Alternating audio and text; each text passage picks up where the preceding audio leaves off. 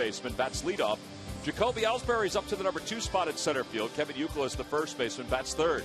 Jason Bay is the cleanup batter. Mike Lowell, the third baseman, hits fifth. Rocco Baldelli gets the start in right field for J.D. Drew. He's batting sixth. And the bottom third of Jason Varitek, Julio Lugo, and Daisuke Matsuzaka on the mound for the Red Sox. And facing young left-hander Antonio Bastardo, making his first major league start here at Citizens Bank Park in his third overall. 2-0 with a 2.45 ERA. And he delivers a fastball high, and we're underway.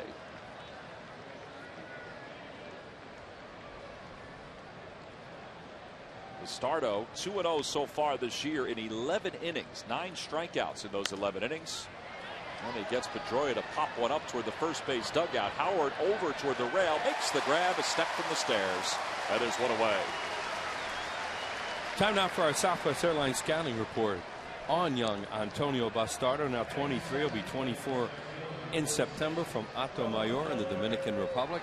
That's his fastball range, 88 to 92, maybe 93. Changeup, slider. He did pretty good with those pitches last time out. This is a great test for him tonight against normally a team that is very, very patient, even though he just got Pedroia early in the count.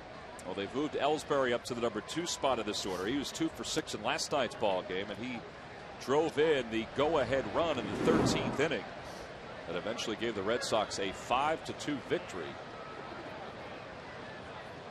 Red Sox began play today 2 games up in the American League East.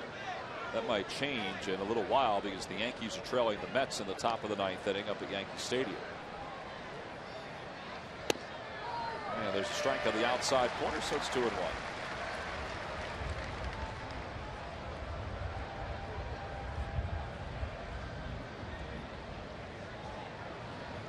Ellsbury's been battling a sore right shoulder. He injured making a couple of diving grabs last weekend against the Texas Rangers.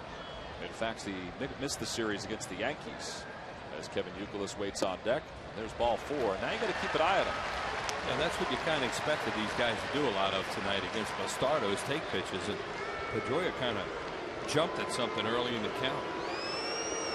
Time now for our Key State Chrysler Jeep Keys to the second game of this series here on kind of a chilly, windy night at Citizens Bank Park. Well, the Red Sox, we just mentioned, are very patient. So Bastardo has to throw some strikes at this lineup, and you might expect a little more offense tonight and not all those strikeouts. 34 strikeouts in all last night, shy of the major league record for a game. 20 strikeouts by the Phillies alone. The 2 starters were really on their game last night, and then they brought some bullets out of that bullpen. And Madsen, of course, struck out the side in his inning for the Phils.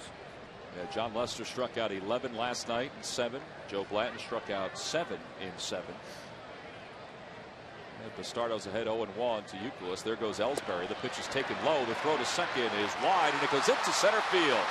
And Victorino is back a little bit, so that allows Ellsbury to go over to third. It's a stolen base and an error to Ruiz. Only the 20th error of the season for the Phillies.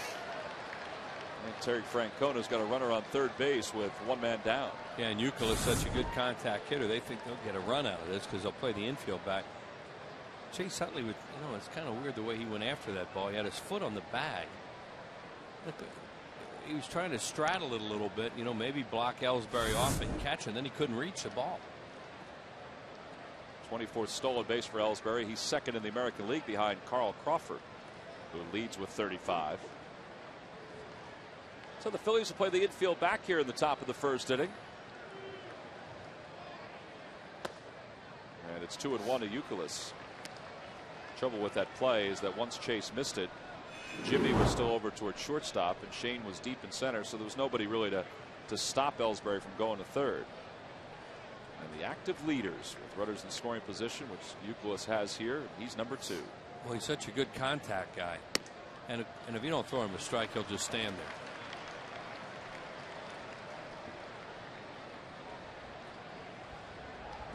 Jason Bay waits on deck.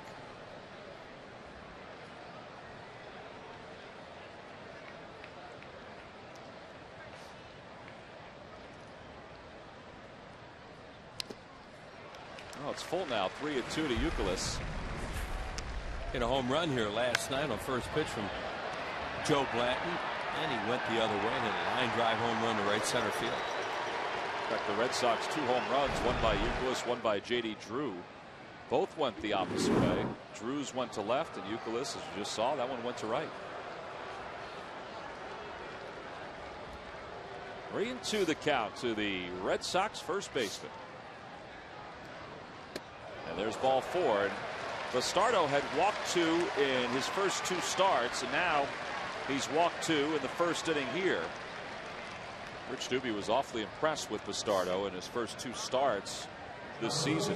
Well, he's facing a very different type of lineup. You know, these guys, they will walk. They don't really care about it, and they'll foul a lot of pitches off, and they'll walk a lot because that's just the way they play.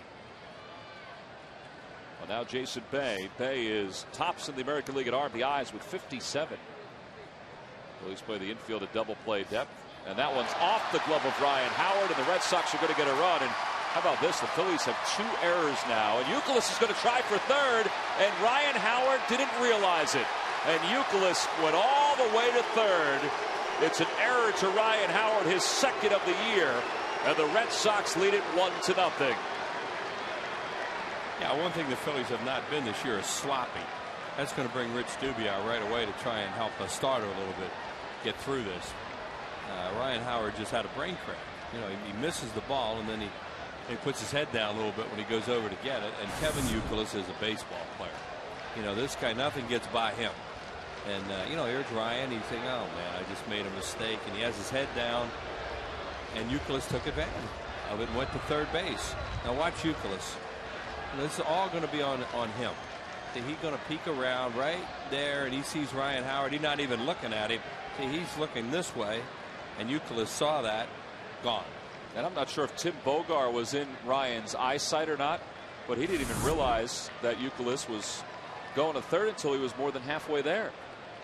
Here's Brian Runge, the first base umpire, talking to Tim Bogar, who's the first base coach. Well, that's good base running, boy. Well, they're playing like National League baseball. You know, the kind of stuff they're doing right now, stealing bags, taking advantage of mistakes. And Jason Bay takes his first pitch for a strike. But those walks are the things that will get you in trouble. And right out of the chute, a couple of walks tonight. Well, the Phillies play the infield back here, and they'll try to limit the damage. Bastardo in his minor league career won 20 games. He struck out 360 in 303 innings of work. And he gets a swing and strike there. That's 1-2. He threw a changeup, and that was a changeup we've heard about from him, that he can throw one that'll dive down and away from right-hand hitters. That was a good one.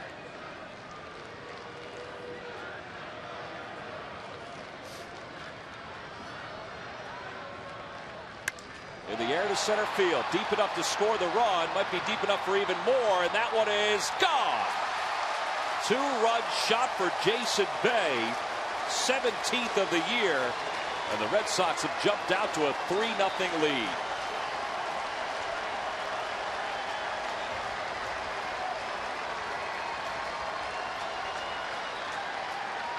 And the Phillies have not played sloppy baseball that often at all this season. And they've had a sloppy first inning so far, and the Red Sox have jumped out to 3 runs. Well, you see where that pitch is supposed to be? It was supposed to be out there. Look where it is. Wind's blowing out towards left and left center, and that took a long ride. One of the deepest parts of this ballpark, just to the left of that 409 side. Second home run that Bastardo's allowed, which Doobie's gotten to a different spot in that dugout. That one's hit in the air to deep left field. Ibanez is back, and that one is off the base of the wall. Victorino will play it off the wall, and Lowell pulls it to second with a stand-up double.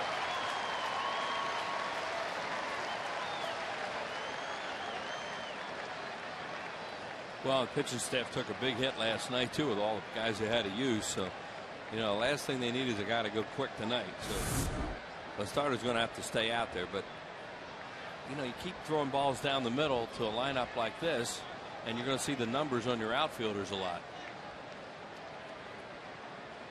The Phillies made a roster move before the start of the ball game today. Kyle Kendrick was sent down to AAA, and Sergio Escalona was recalled. So they have a fresh arm, but they need Bastardo to settle in here. Charlie Manuel needs him to get some outs. It's starting to rain a little bit. People are headed for the exits. Here's Rocco Baldelli with one away, and that one's inside. In fact, looking out towards Center City, there's a lot of rain out there. You can barely see Center City.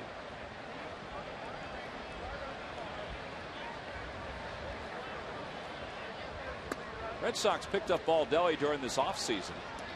The reason he was available is that the Tampa Bay Rays decided not to sign him. They decided to sign Pat Burrell. And here comes the range. You can see it up in the lights there. 2-0 pitch. There's a strike at the belt, and it's 2-1.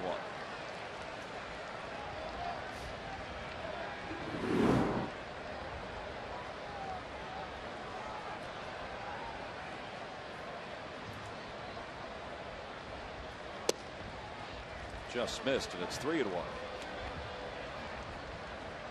time to put the ponchos on, cover up all the reading material, make sure that stays dry. A lot of the young fans got the W.B. Mason delivery truck today. Ball 4, third walk of the inning by Bastardo.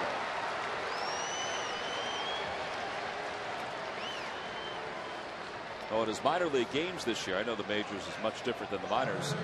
He didn't walk any more than 2 in a game, and he went through a stretch as a relief pitcher where he only walked 1. And tonight he's thrown 23 pitches. Well, as you said, Tom, it's a little different up here, and we mentioned that in the scouting report that this will be a real challenge to face this lineup with his experience. The runners on first and second now with 1 away. Here's Jason Varitek, and Varitek takes one inside. Varitek is 0 for his last 14. Trying to get him to throw a slider there. You know, he's really had a lot of trouble with anything off speed in this, and he did get one changeup that Bay swung at. But, you know, he's throwing all fastballs to these hitters, and they'll hit them.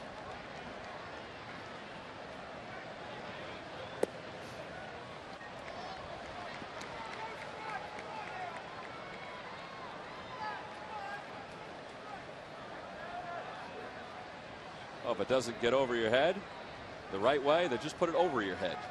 These things must really be difficult. Would you ever go to the grocery store wheels and get one of those fruit bags? Yeah. Try to open those up. You know, every time we show that shot, it is truly an adventure for those poor people down there. 22 extra base hits for Varitek. That's going to be a problem. So is that. Especially when it's windy. Which a lot of times is what happens when it's raining. Right, windy, and then that poncho gets soaking wet. We should make it an Olympic race. Phillies magazine's getting some use there.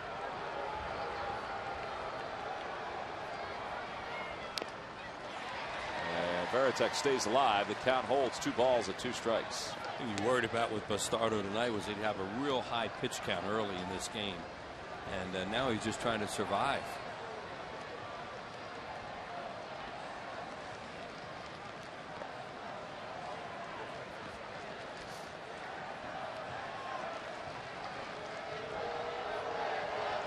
Nearly hit him. It's 3-2. Now the ball's probably pretty slick. Julio Lugo waits on deck. He's the number 8 batter for the Red Sox. And it's really coming down right now.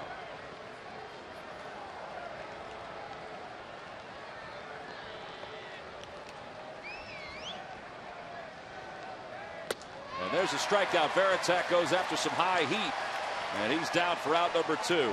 0 for his last 15 now, and there are 2 away in the top of the first inning. Yeah, 3-2 fastball, and Varitek helps him out there because that's certainly ball 4. Another big out, the second out of the inning. So 2 away, and if he can manage his way through this top of the first and allow just the 3 runs, then there's still plenty of time, since the Phillies haven't even batted yet in this ball game. And Matsuzaka is a struggling pitcher right now. Julio Lugo takes one high. It's 1-0.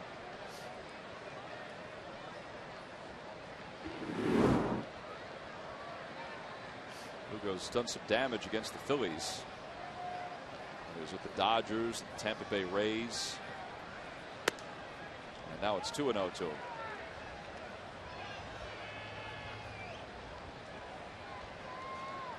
I don't know where everybody was today in the Delaware Valley, but where I was in Jersey, I got hit with some pretty good storms early on. Yeah. We did too out in Montgomery County. It rained hard out there. Little League fields were doused with a pretty good thunderstorm throughout the day. 2-1 the count. I think Lugo hit some home runs off Hamels here one night when he was with Tampa Bay. Hit a couple home runs in a game, in an interleague game. Well, the Red Sox fans who have been able to get their poncho on, they've been letting Lugo know that they're displeased with the way he's played his defense and also the way he's hit offensively for them. He lines that one down the left field line, a foul ball. The umbrella took the beating there. Oh, did it ever? Man, that thing was just banged around. That looked like a bullfighter. How did that guy catch it? He got his hand in his poncho, the guy next to the gentleman with the umbrella. Watch the spray come off this thing. He had his glove too under the umbrella. He couldn't figure out. It's like, what is it, like rubbing your stomach and tapping your head at the same time? He's got the umbrella and the glove. Probably been a better idea to move the umbrella and then use the glove. Yeah, and maybe put the beer down. And how about the spray on the people around him? He's trying not to bother anybody behind him. 2-2 the count to Lugo. Ooh, just missed off the inside corner. It's 3-2. On the Toyota Major League scoreboard, the Mets have defeated the Yankees 6-2. Amir Santos, Gary Sheffield have both homered in that one. What a way that game ended yesterday. Fernando Nieves got the victory today for the Mets. Runners go. Pitches line towards center field, coming on his Victorino, and it goes right past him. On a hop, 2 runs are going to score, and Lugo can run, and he's already around second base. He'll stop at third, and the Red Sox lead it 5-0. That'll be a single and error on Victorino. That ball hit that grass and scooted. Give him 1 RBI. And Charlie looking around like, what team is this that just jumped in those unis? 19 errors through the first 59 games. And the Phillies have committed, that's going to change in a second. Yeah, 3 of them. 3 errors here in the top of the first inning alone. Here it is. Watch it when he gets real close to it and then hit that wet grass and scooted by him. Well, here's Matsuzaka. So the Red Sox have batted around here at the top of the first inning. Matsuzaka, who was known as a pretty good hitter during his days in Japan, 0 for 6 with the Red Sox for his career, and he pops it up. Now this one's going to be tough to see. Feliz, the third baseman, makes the call, and the inning is over. But the Red Sox score 5 runs. They send 9 men to the plate in the inning. 2 of the runs are unearned, and it's 5-0 Boston.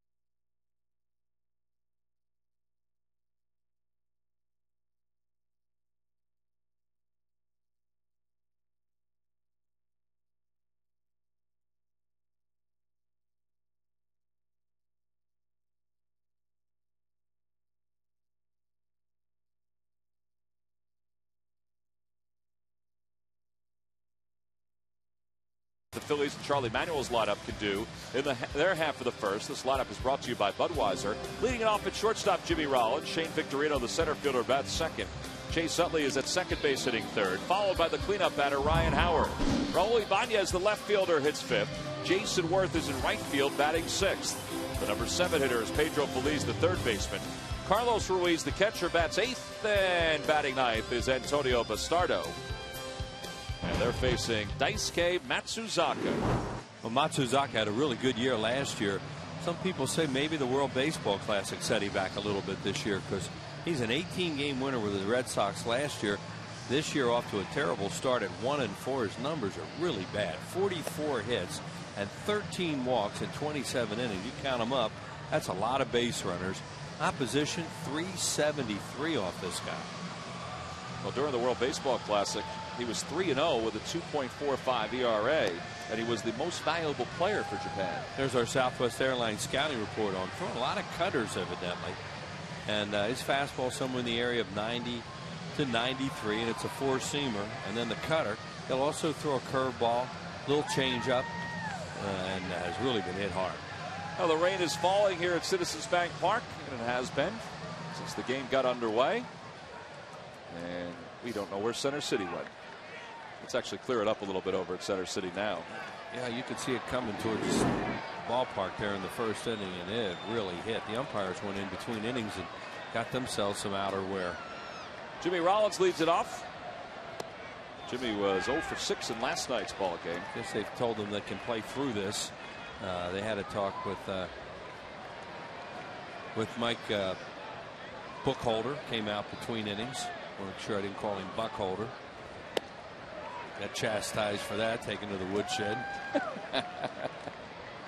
And Mike, of course, has he's not in the shot right there. That's guys from the ground crew. He has the weather forecast and what we're going to get here. Count is 1-1 to J-Roll. And it's 2 balls and 1 strike. Last night, the first through 4 hitters in the Phillies lineup were combined 1 for 21 with 10 strikeouts against the Red Sox staff.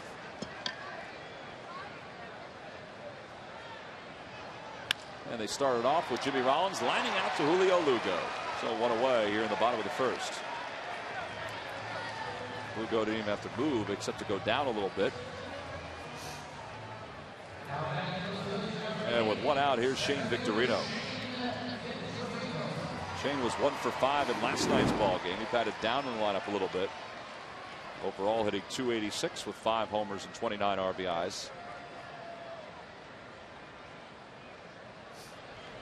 Phillies with the Mets win today are 3.5 games up in the National League East over New York.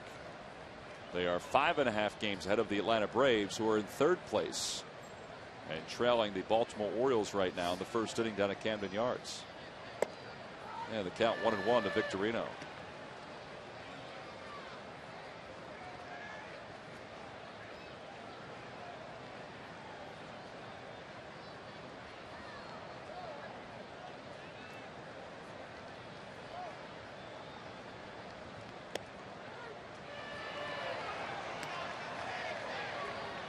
On the Toyota Major League scoreboard, the Marlins edged the Blue Jays 6-5. Cody Ross has been tearing the Blue Jays up this weekend. He hit his 10th home run. He hit a grand slam last night. Jeremy Hermida hit his 8th home run. Watching that telecast today, the Blue Jays announcers are wondering where the heck Cody Ross came from. Yeah, we've seen a lot of Cody Ross, of course, with Florida. He's a good player. He's not a surprise in this league. The Marlins are now 16-4 all time against the Toronto Blue Jays. Cue shot foul, and the count remains 2-2. The Lucky McDonald's Phillies home run jackpot contestant is Stella Daddio of Coplay, Pennsylvania. If the Phillies hit a home run in tonight's ball game, then Stella's going to win $100. Introducing McCafe coffees at McDonald's, a new line of lattes, mochas, and cappuccinos.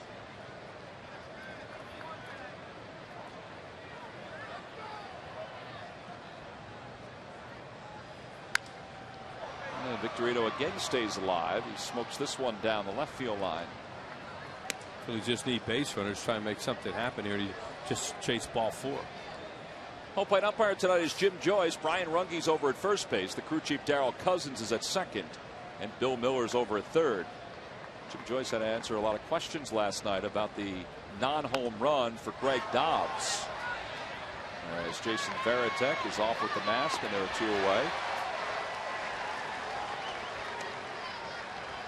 This was what happened last night with Greg Dobbs. Well, he knew it was gone, obviously, and you know, he's seen this over and over and over. Did it go over the pole? Charlie thought it did. Greg Dobbs thought it did. Yeah. But the guy that mattered, Jim Joyce, said no. Bill Miller was the home plate umpire. He didn't have much to say about it. And Jim Joyce thought he said last night, said we're not going to review it. Well, he told Todd Zolecki from MLB.com after the ball game last night that he was sure that the ball was foul. And, you know, according to the rules that back up instant replay, if the umpires don't feel like or don't think they need to take a look at a ball like that because they saw it and they're convinced they saw it right, well, then they don't need to. So Jim Joyce said that there was no doubt in his mind that that ball that Greg Dobbs hit was foul. He's got some eyes. 21-year veteran of Major League Baseball umpiring. And the count is no balls at 2 strikes to Chase Utley. And infield's starting to get some water on it right now. Looks like almost to the point where they're going to have to start spreading some of the diamond dust. See, right there. Doesn't quite look like that Tampa Bay game, but it's getting a little ugly. Gosh, forget about that game and how bad it was that night. Boy, puddles were out there. Cold puddles. 0-2 pitch hit in the air, straightaway center field. Ellsbury is back. He's got some room and he makes the grab. A long out for Chase Utley, and the inning is over. Phillies go down in order here in the bottom of the first. We've played one. It's 5-0 Red Sox.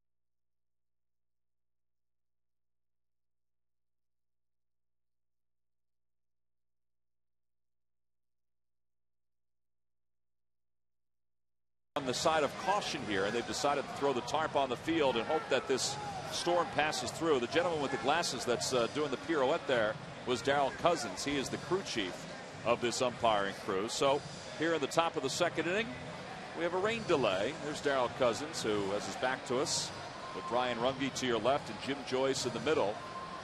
And Bill Miller has already ventured under the stadium to probably look at some of the radar systems.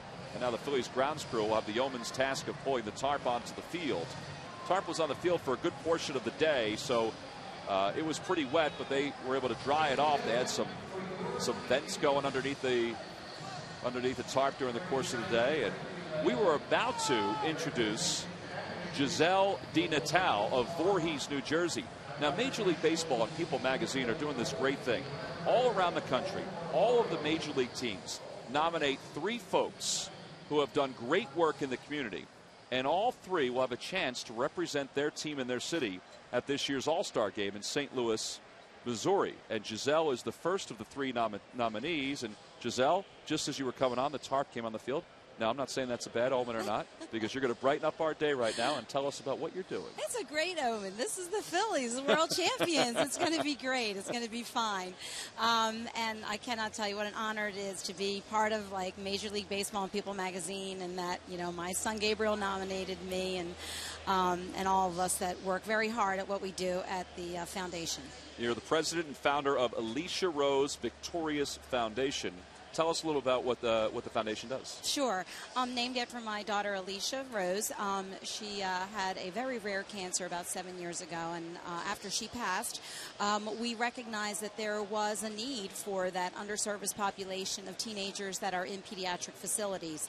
And so what we do is we provide teen lounges and lots of other amenities for teens that are facing any type of a life-threatening illness or disease. Now, your son nominated you. How great is that your son? So awesome. How old is your son? And he surprised me. I didn't even believe him, and I was like checking out people, and I didn't think it was really happening, but it did. And he is 17 years old. He's a junior at Eastern High School, and he's just been so wonderful, and it just blew me away. You came bouncing in the booth tonight like super fan. Yeah. Huh? You really like the Phillies, it sounds like. I love the Phillies. I love the Phillies. Yeah, I do. Well, Giselle is wearing a beautiful Phillies jersey, as you see there. And there's David Montgomery, the president of the Phillies, presenting her with a jersey over her jersey. I know. It's all about the jerseys. That's pretty cool. Yep. And another one of our honorees, Brad Hennifer of Cherry Hill. He'll be joining us later. Jamie McKnight is our 3rd nominee. And Jamie was presented with her jersey as well. And all 3 have done unbelievable work in the community. And that is the biggest thing, Giselle, is that all of you have done just tremendous work here in the Delaware Valley. Mm-hmm. Now, tell me about this pillow here. These are actually bandana pillows that we make by hand, and we have these great teen kits, and we actually deliver these to over 48 hospitals throughout the country. We've probably reached about 38,000 really sick kids, and this is our mission, is just to continue to do that work. Well, it's great work. And, Wheels and I have been, involved with different groups over the years, and just it's unbelievable the time that all of you put into servicing this area too. Yeah, hundreds and hundreds of volunteers, especially students, who really come out to help us and create awareness. So what does it take to get you to St. Louis? Oh my God. It takes 1 million votes. So just go online and vote for Giselle DiNatale. And you know what? It's not a win for me. It's really a champion win for all of these kids that can't be sitting here in the stands with you today. Well, and again, there'll be a representative from each city that will be at the All-Star Game in St. Louis. And Giselle, best of luck. We appreciate you joining us. Great. Thank you so much. Yeah, good luck to you. Big honor. Mm-hmm. All right, so Giselle and the rest of our nominees, good luck to them. Brad Hennifer will join us after our break. We're in a rain delay here at Citizens Bank Park.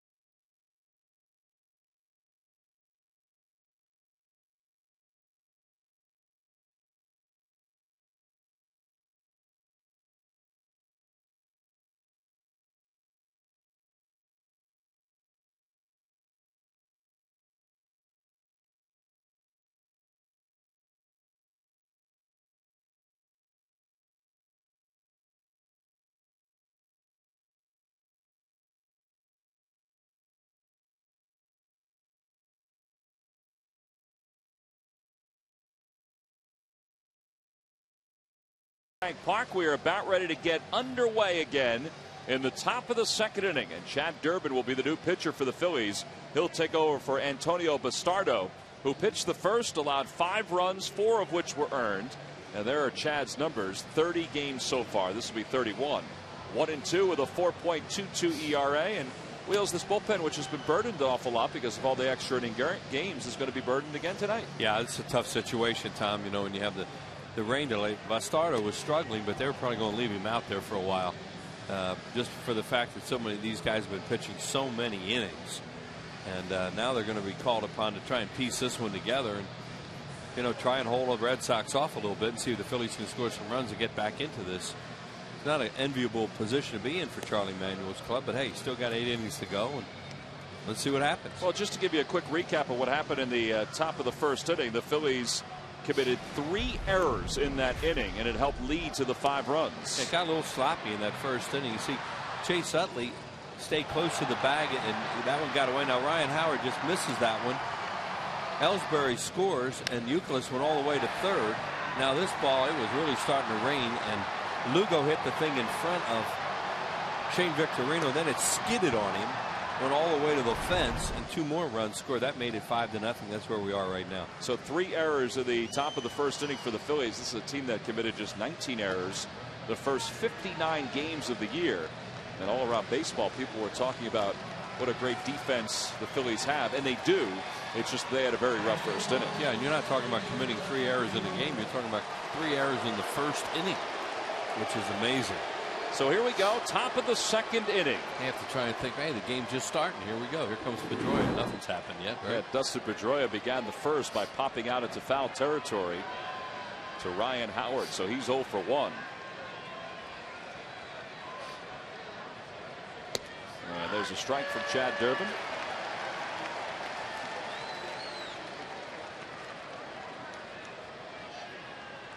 Pedroia is 3 for his last 33.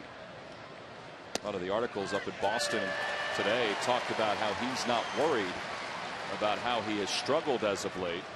And this after he hit .365 in the month of May for Boston. Officially 135 on the rain delay. And that just missed. Yeah, this guy knows he'll be fine. There's Jim Joyce, the home plate umpire for tonight's ball game.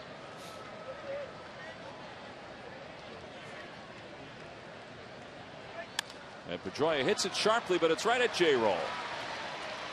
And Pedroia is retired for out number 1 here in the top of the second inning. He's done a lot of that in these 2 games. He's played pepper with Jimmy Rollins. Yeah, he hits the ball hard, but as Wheels said, it's been right at the fielders. Well, a lot of that is probably because he's pulling everything right now. And you watch that guy play. Even though he has that big swing, he'll hit the ball the other way a lot. Oh, with 1 out, here's Jacoby Ellsbury here in the top of the second. Jimmy continues to lead the National League shortstops in the All-Star voting. Ellsbury shows bunt, takes the first pitch for a strike. But Durbin's come out and he's fired strikes. That's 5 pitches from Chad, 4 strikes to the first 2 hitters. And that's what these guys will do. They'll make you throw strikes. This is kind of like a start for Chad Durbin, which he hasn't done since 2007 when he was with the Detroit Tigers. And he was a good swingman for Detroit and an even better relief pitcher for the Phillies last year. Ellsbury thought it was strike 3. He's walking back to the dugout then.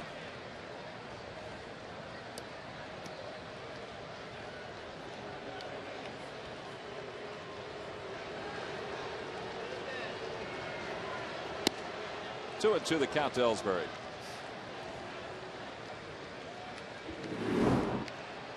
See Chad's 75 games started, 31 and 43 with a 5.23 ERA. And in the air to right field, Jason Worth is there. Plenty of time to settle under it. And there are 2 away here in the top of the second inning. The Chicago Cubs are coming to town beginning Monday, July 20th at 7:05. It's the start of a 3-game series. Cubs lost again today to the Twins 2-0, so they're 1 game under 500. That series wraps up on the 22nd. That's a Wednesday with a Citizens Bank Business Person Special and a Modell's Kids Run the Bases. You can log on to Phillies.com anytime to purchase your tickets. 2 away here in the second for Kevin Youkilis. Number 2 hitter in the National or the American League, excuse me, in batting at .345.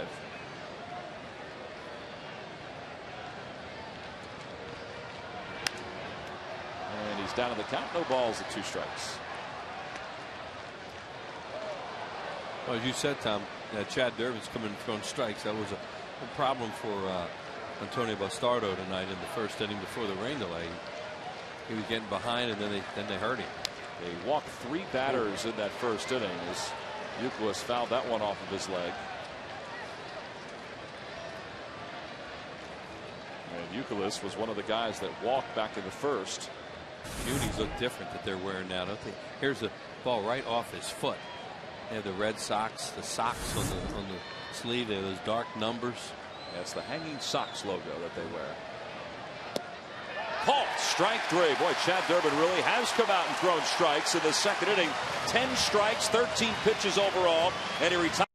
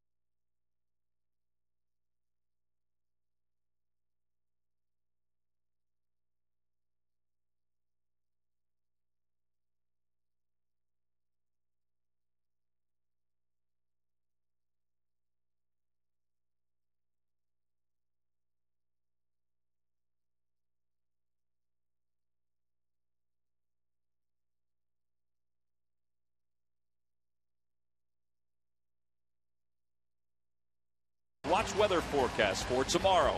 My PHL 17's News at 10, powered by NBC 10 after the game. Well, that is obviously a little delayed tonight, but it will follow our telecast right afterward, and they may recap the rain that fell in the Delaware Valley. An hour and 35-minute delay, but a lot of fans, in fact, almost all the fans, remained underneath the concourse and are back in their seats, all dried up. Well, they figured they get one shot at watching the Phillies and the Red Sox, and they're going to leave. Plus, they knew this game was going to be played. What we didn't know was whether Daisuke Matsuzaka would come out and pitch after the delay, but there he is, and he saw a 5 spot on the board in the first inning, and he said, you know what, I'm going to hang out there as long as I can to maybe pick up a W. Yeah, a little surprising that he's out there. Facing Ryan Howard to lead things off, and Ryan takes one inside. He hasn't been real healthy this year. And I mentioned before the rain delay, there's some speculation that World Baseball Classic took something out of him this season. He was the MVP in the tournament.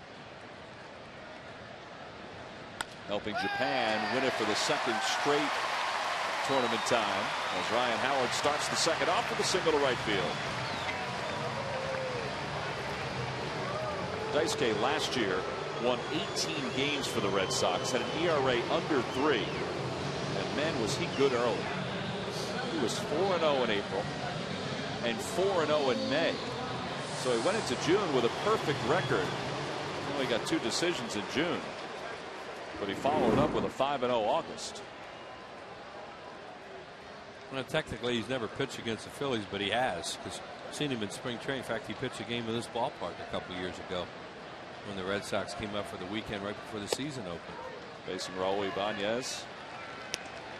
Ibanez is one of only 3 current Phillies to face Daisuke officially in a regular season game. Right. And he's riding a 12-game hitting streak.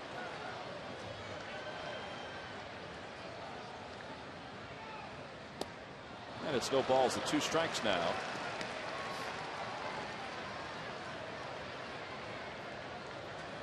Raul was 2 for 4 in last night's ball game.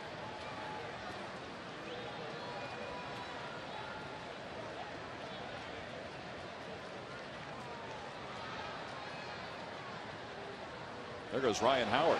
Pitch is hit foul behind home plate. He's trying to get a little something going here in the bottom of the 2nd inning. Look at Charlie. He's laughing. What's that all about? Huh? Down by 5 runs. And you know, that's between Ryan Howard and Davey Lopes over there. They just weren't paying any attention to him, and Daisuke can be a little slow to the plate with all that, with that elongated windup, or even from the stretch that he has. I think the dugout just said something to him, and he just waved over to them. I guess basically saying that I got it. Well, Ryan did say during the offseason that he was going to try to improve his stolen base abilities. He has stolen 2 bags this year. There's Davey with that stopwatch. Charlie with the smile. And the count holds 2 strikes. Charlie's in there saying, I hope that people don't think that I put a steal on. Wheels, look at the tools for Charlie Manuel. The stopwatch. He loves that pen. And the orange pen from Le Parker Meridian. He had that pen. Team hotel in New York. Yeah, he had that pen all last year, and it disappeared at one point, and he was frantic. It was like a good luck charm for him. They're all over the ballpark, those Le Parker Meridian pens. It's a nice hotel. The pens seem to be the best thing about them as Ibanez holds his swing. And Wheels, just so you know, see the Le Parker Meridian pen there? I've got one also. Now, I didn't get one from the hotel. I borrowed this one from Phil Sheridan because I ran out of ink in my Le Parker Meridian pen, and he was nice enough to give me one. And Phil had a collection of them? Well, everybody has a collection of them. They really write well.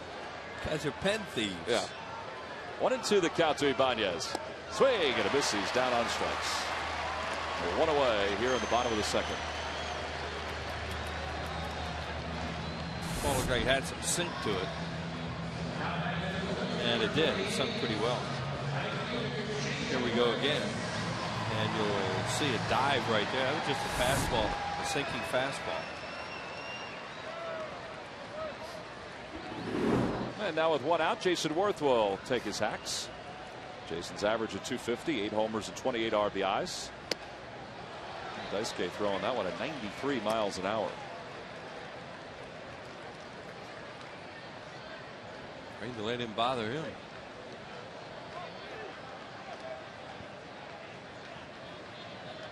And he was warming up for a little while too out there in the bullpen.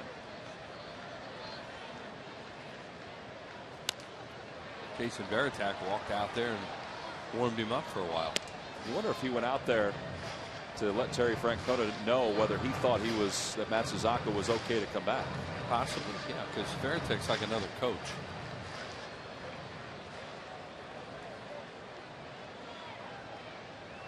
Howard leads off first. He singled to start this 2nd inning. And Jason just trying to stay alive on that 0-2 pitch.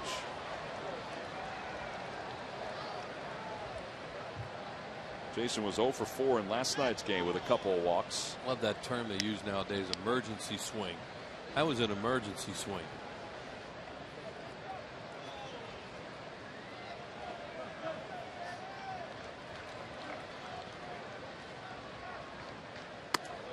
That was an emergency squat right there. He had one of those last night from Bard in the 13th inning, dropped him like that. Or either the 12th inning, no, it was the 13th. And then he threw a slider and got him out. Guys aren't real fond of baseballs coming up over their batting helmets. No, not as they come in at 90 miles an hour. Yeah.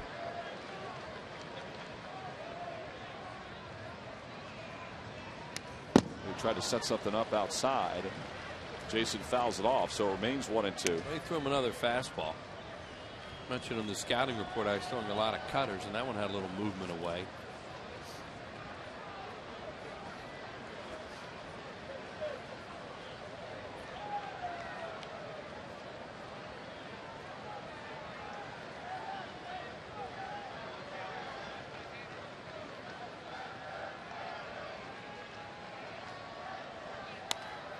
Again, Jason fouls one off. Matsuzaka joined the Red Sox 2 years ago. Last year was his second year with the club. The Red Sox paid $51 million just for the rights to negotiate a contract with Matsuzaka. They paid the Cebu Lions over in the Japanese League that amount of money. $51 million for the honor to deal with Scott Boras. Right. And a slider, and he rolls it towards second base. Pedroia. Ryan Howard trying to sidestep him. It gave Pedroia enough time to throw and get him at second base. It's good base running by Ryan Howard. There's a lot of guys run into that tag that it's a double play. In that case, Ryan avoided him, stayed in the baseline, and made Pedroia just get one. Watch how he does this here. As he breaks that bat, now here's Ryan Howard. Now Pedroia, first thing he thinks is, I'm going to tag him and throw to first, but then he sees he can't, so I'm going to get the lead runner there. Right there. See, Pedroia took a quick look. He can't get Ryan Howard, but that keeps the inning alive. You never know. And it brings Pedro Feliz to the plate. Here's Ryan taking a seat on the bench. And Matsuzaka throws a strike, so the count is 0-1.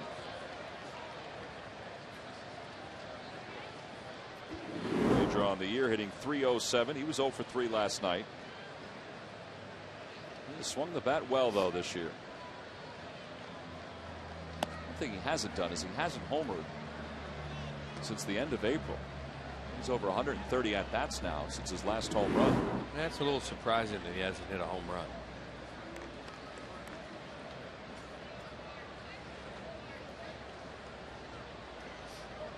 Jason Worth inching off first base. And it's 1-2.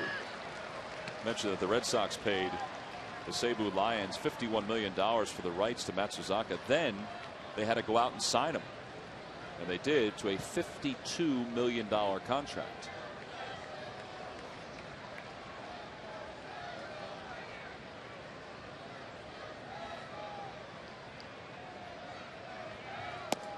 And now Scott Boras, there have been reports that he is using Matsuzaka's contract with the Red Sox as the basis for Steven Strasburg's contract potentially with the Washington Nationals. Just a wonderful man.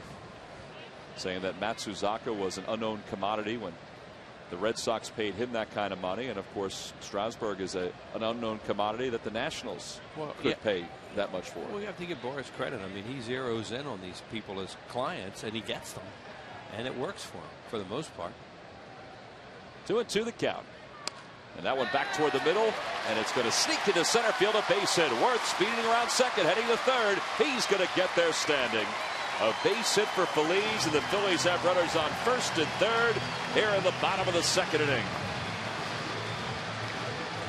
Well, good base running by Jason to get all the way over to third on a slick track. And he was kind of tiptoeing around second base just to get his bearings. Good job by Pedro as well. Hit it right off the end of the bat, and it had eyes. It was kind of like a little humpback liner, and there's Jason Worth going first to third.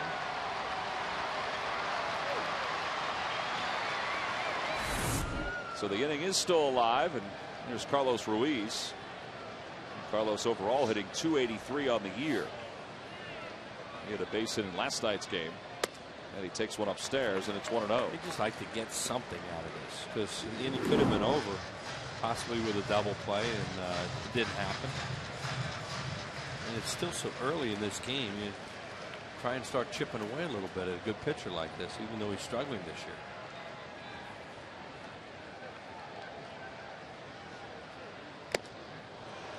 As Will's mentioned, he is struggling to the tune of a 7.32 ERA coming into this ball game. Carlos certainly isn't struggling. Last 29 games, you see what he's done. He had no RBIs for a long time. He's really picked it up. First 2 RBIs off Broxton that game against the Dodgers when he tied the game in the 9th inning. Lays off, and it's 2-1. Matsuzaka throws a lot of pitches, and he takes a long time throwing. He's a perfect American League pitcher. Red Sox play long games. And one of the reasons is because they're so patient and they beat up the other team's pitchers so much. But the other thing, they have a few slow workers. That's a strike on the inside corner. 2-2 to Carlos.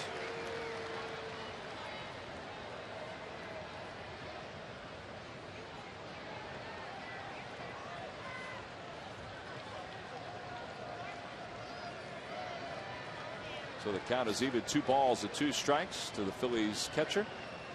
He's the number 8 batter in this lineup. And on the hands, it's a looper behind second. Pedroia is there, and the inning is over. Well, the Phillies get a couple base runners. They strand 2. We've completed 2. It's taken us nearly 2 hours to do.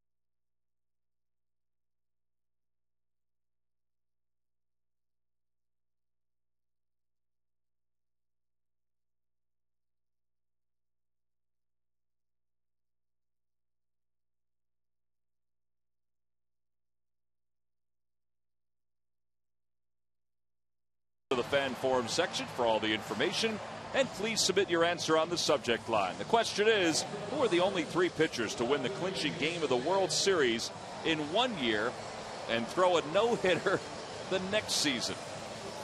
The answer will be revealed in the 7th inning. I would think that's a tough question. It is. Well, I don't have to think it is. That's a really tough question. Well, there's no way.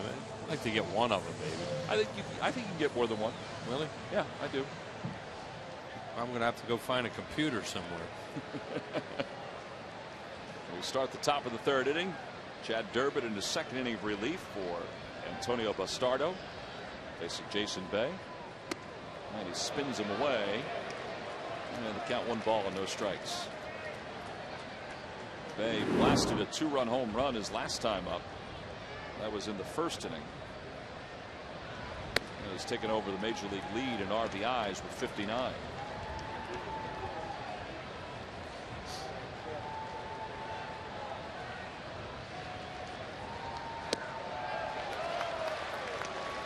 Jason Bay has been a big-time player. You know, you could tell he was a good player with Pittsburgh.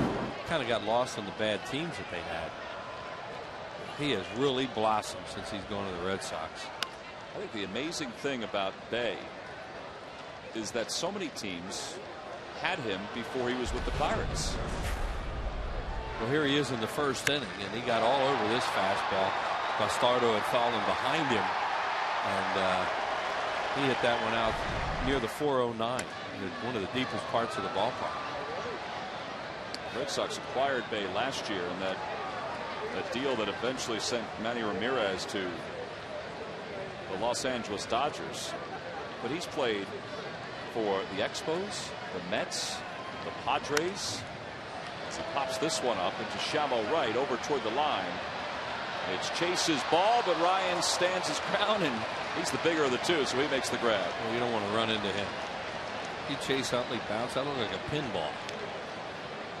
Ryan laughing about the wind. The wind really made that thing drift, or something made it drift, because a lot of times balls down the first baseline go the opposite direction.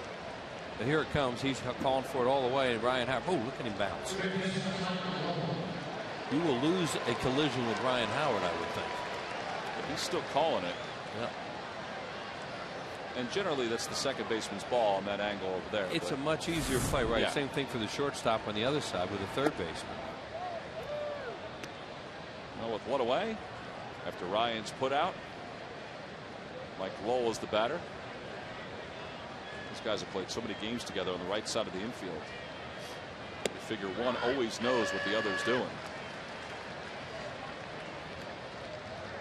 Part of me thinks that's why this team has been so successful defensively, is that these guys have been together for so long. Well, it sure helps.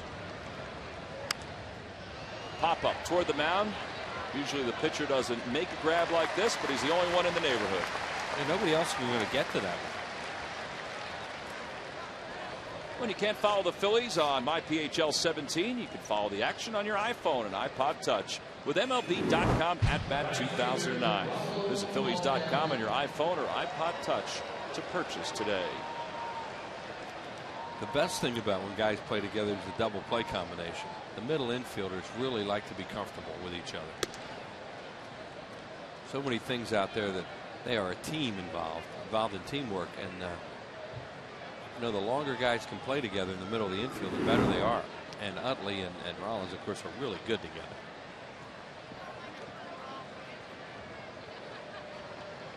And you think about the guys that Jimmy's had to deal with as double play partners. You know, Placido Polanco at one point, and they were really good together because Polanco was a solid second baseman. When Chase got hurt, Tadahito Iguchi and Jimmy really meshed very quickly over at second base. And it's 2-1 to Rocco Baldelli, who walked and scored a run his first time up. There have been some guys that have been together a long time and played well, like Trammell and Whitaker for the Tigers. Lopes and Russell for the Dodgers.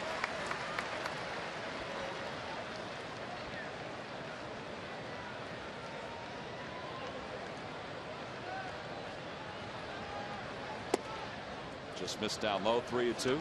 I saw a TV show a couple weeks ago that featured Alan Trammell and Lou Whitaker. It was based in Detroit. I can't remember what the show was, but they were good. I mean, you see them and it just reminds you how good those two were. Second time that Baldelli has walked. First base runner given up by Chad Durbin. And with 2 outs, it'll bring Jason Varitek to the plate.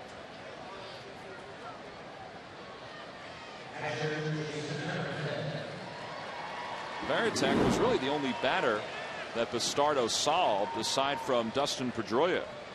He got him on strikes his last time up.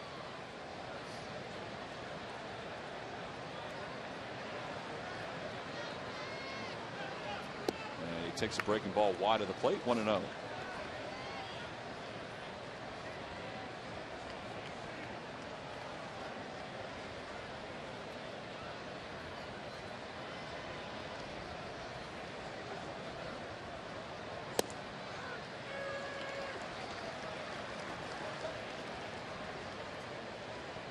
See Varitek with that C on his jersey.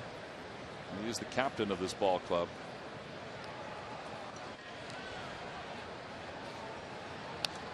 There were a lot of fans during this offseason in Boston when Jason was going through free agency, and there were a lot of folks wondering if he was going to stay with the Red Sox or not, even though it was going to cost them a little bit. You know, he's caught over 1,300 games for them, and he has meant so much to them behind the plate that they wanted him to stay no matter what the price tag was. And they finally were able to work it out. And then he wanted to go, he wanted to get more money, and the offers didn't come. Well, he didn't have a great year last year either. No, and he's got some age, but he's a perfect fit in Boston. And as you said, Tom, they're really happy to have him there because he's a leader in that clubhouse. You talked to Terry Francona about his players, and the two that jump out all the time that he talks about are this guy and Pedroia.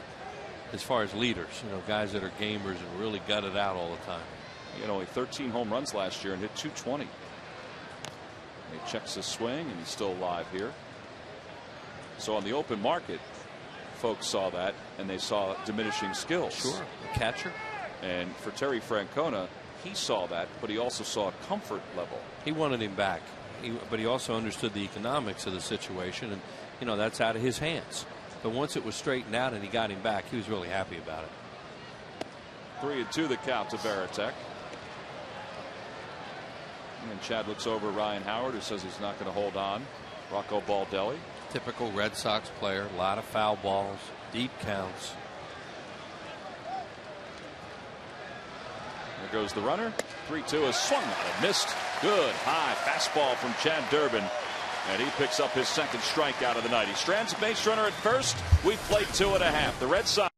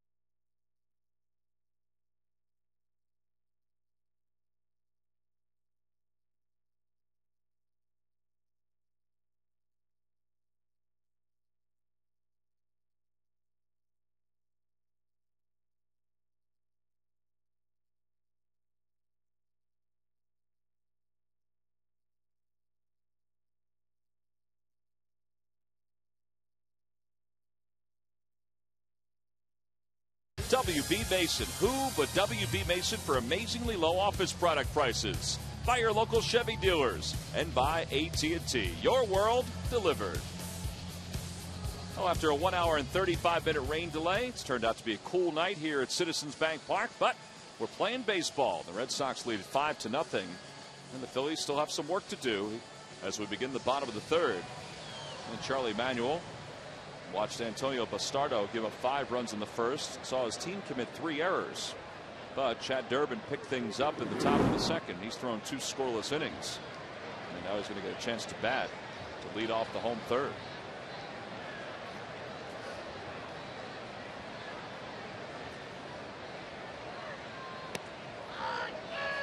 And Durbin takes a strike, and the count is 0-1. During the rain delay, you got a chance to see on MyPHL 17 the Charlie Manuel television show. And you can watch that, the newest version of that, tomorrow on MyPHL 17. You were very much involved in that, and I know you feel as I do. He's a delight to work with. Well, he has been funny to work with that. And he's enjoyed it too, as Durbin goes down on strikes. Charlie Manuel television show precedes Behind the Pinstripes tomorrow on MyPHL 17. Game time is 1:35 tomorrow, so Charlie Manuel show's on at 12:30. And Behind the Pinstripes is on at 1. Tomorrow, we're going to talk a little bit about interleague play. And we're going to talk about playing here at home.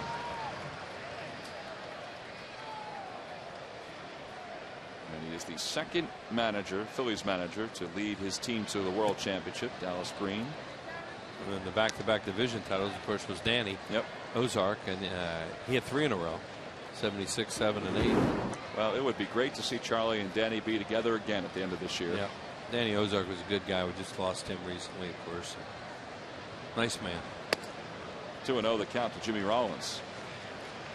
That's the thing too about this Phillies ball club.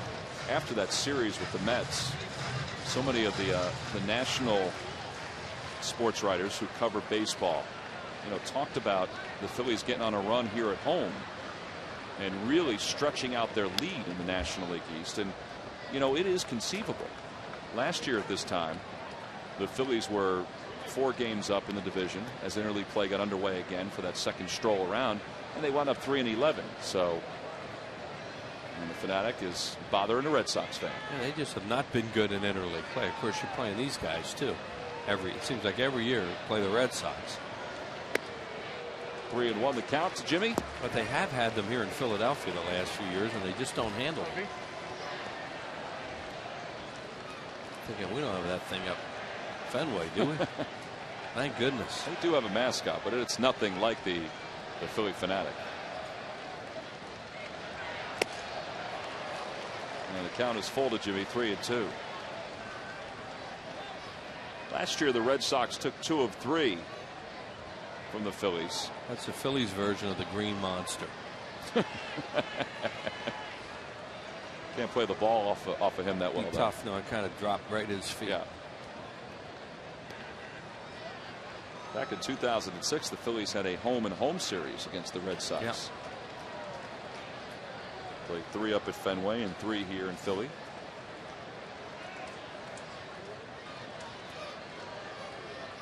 Jimmy hits it in the air to right center field. Ellsbury on the run. Plenty of room out there for him. And he runs it down, and there are 2 away. Boy, he's hit 2 balls right on the nose tonight. Line drive to short to end the game way back for that rain delay, and now that ball was scalded, but they were playing him to pull. And it was easy for a guy like Ellsbury with his range. Here it is, 5-0 lead. He's just challenging guys with fastballs. Jimmy had a nice smooth swing at that. You see how he hit the bottom of the ball, the top of the ball there, and really drove it. Well, that's a good sign. He's hit the ball hard the last 2 times. That's what he's saying to him right now, Charlie. You know, he's trying to keep him pumped up. Shane Victorino takes a pitch that goes back over the plate for a strike. It's 0-1. But he'll want to go look at that swing on video and see what a good rip he had at that thing and how he stayed above the ball.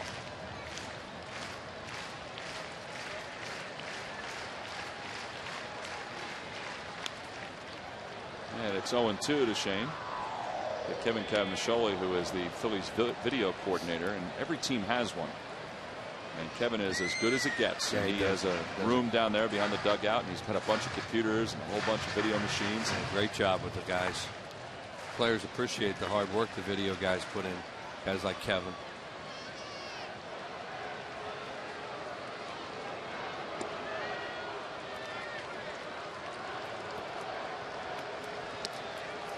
Shane popped out to Kevin Youkilis, his only time up.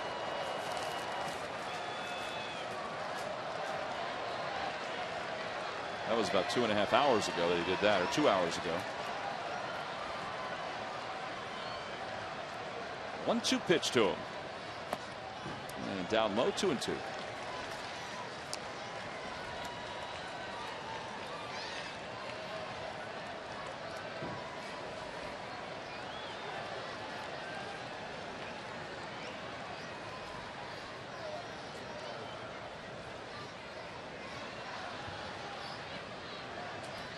Line drive, base hit over the leaping glove of Youkilis and down to right field. Victorino speeding around first, heading to second. The throw is offline, and Victorino's got a 2-out double.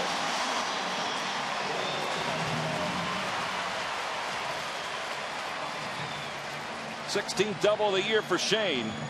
On a spot to pick up a 2-out run again, as they were last inning, not quite able to do it. And Shane, another fastball, I think, from Daisuke, and he hit that thing really hard. And then good base running as he hustled. You know, he of course has to make sure there's no doubt he's safe in second base when you're down by 5 runs, and he was safe easily. Baldelli put a pretty good throw on too. Had to switch his feet. And he saw it as it came around the bag there, and you know, there's no coaching on that. And he is quick, boy. Oof.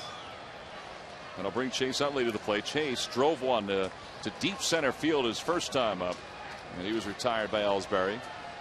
Batting here with a runner on second, and he takes one on the outside corner for strike 1. They just need to get something going right now and feel like they can get into this game. You know, as I mentioned last inning, they had a 2-out potential, didn't get anything, and here it comes again. Matsuzaka endured the 1 hour and 35-minute rain delay to come back out here and pitch the bottom of the second inning. Dealing with Chase Utley now, and Ryan Howard is on deck. They have the 3-man overshift for Chase Utley, only the third baseman Lowell at home.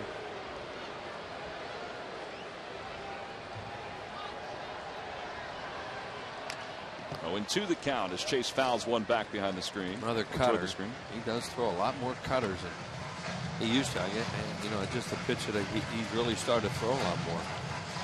On the Toyota Major League scoreboard, the Tampa Bay Rays scored 7 runs in the 6th inning and defeated the Nationals 8-3. Tampa Bay is 2 games over 500 for the first time this year.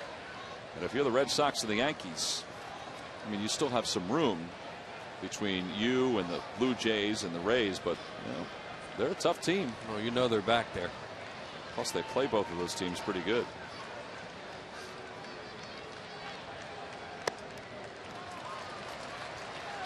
Manny Acta, the manager of the Washington Nationals, has won 16 games.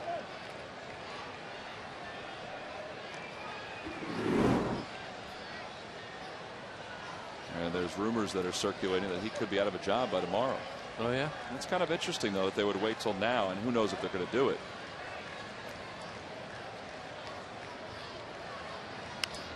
And Chase stays alive as he fights that one off. And here are the National League East standings. Washington 19.5 games off the pace. Phillies 3.5 games up over the Mets, who are 32-28. Atlanta 30-30. Braves are now trailing in their ball game to the Orioles. They were winning 4-2. It's now 8-4. Yeah, they threw a big inning up on them too. Boy, 16 wins second week of June. That's a tough season. They've changed their pitching coach. Randy St. Clair was let go about 10 days ago.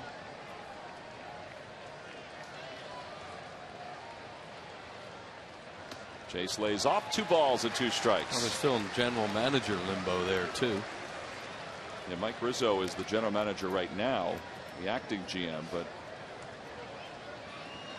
who knows if that's going to continue. And he's a very well thought of individual in the game of baseball. Well, that's why it's tough to hire a manager if you don't have a general manager, because it's very important that they know each other, and that a lot of times so that the general manager makes that hire so they're comfortable. It can work, you know, the other ways, but it's a lot more difficult. 2-2, pulled into right field, a base hit, and the Phillies are going to be on the board. Utley around first, heading to second. Baldelli's throw off the mark. It's an RBI double for Chase Utley, and the Phillies have cut this lead to 4 against Daisuke. 13th two-base hit of the year for Chase. 41st run scored of the season for Shane Victorino. Yeah, there's that 2-out run. Just something to get the Phillies into it a little bit, get the crowd going, hit it off the end of the bat, kind of dribbled it towards the foul line over there. And Chase also, as Shane Victorino scores there, Chase also had that play right in front of him. Could see he could get the second easy. See him take that peek at Baldelli, no problem. So he's on second. Here's Ryan Howard. I get to the point where somebody pop one, it gets interesting. And Ryan swings and misses at a breaking ball, and it's 0-1. That's what he was trying to do in that first swing. This guy's throwing so many fastballs, and Howard thought he was going to get a fastball, and he got a slider. Ryan with those 19 home runs. 19th came last night in the 9th inning. That's 4th most in the National League.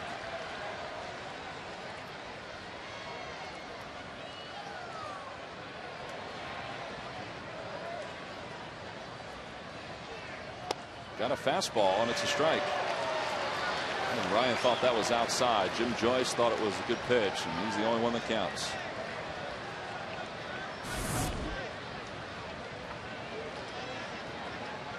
That's a strike. Hit his glove, too. Not that that means it's a strike, but it looked like it went over the plate as a strike. It's a good pitch, one of the best he's made. Ryan smokes one down the right field line, foul. Tried a little back foot slider there, only it didn't get near the back foot. It was intercepted. Nice catch. Yeah, notice he's not high-fiving with that other hand, though. Screaming. That was a good grab. He's trying to get that way in, and he got it in far enough that Ryan Howard can't put it into play. It's one of those ooh-ah balls.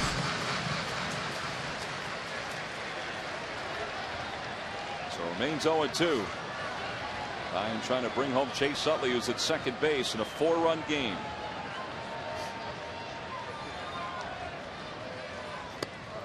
They wanted it upstairs. It went too far upstairs, and it's 1-2. These guys play him to pull in the outfield and the infield. Obviously, the 3 fielders over on the right side, but a lot of teams play him out in that area as far as the outfielders go. In this case, they're playing on the pole with Ellsbury. And he is really deep in center field, too. Really deep. For a guy as fast as Ellsbury.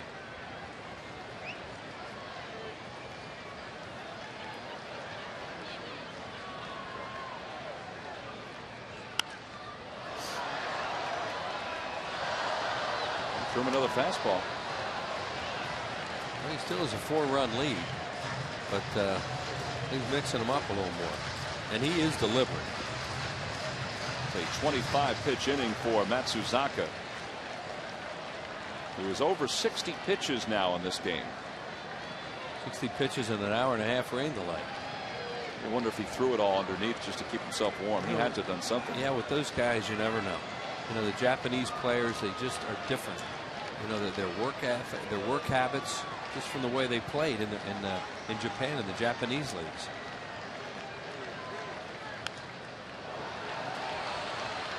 There was a game about, I might be a little off with the timeline, but a week and a half ago, the Reds played a game where Aaron Harang was the starter. The Reds had a lead. The rains came in the 4th inning, and it was a long delay.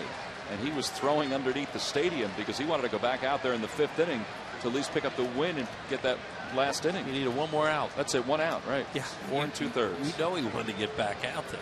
Well, he came out and was able to get that last out. But he threw a simulated game underneath the stadium. That'll keep you loose. But he did it at 3/4 speed.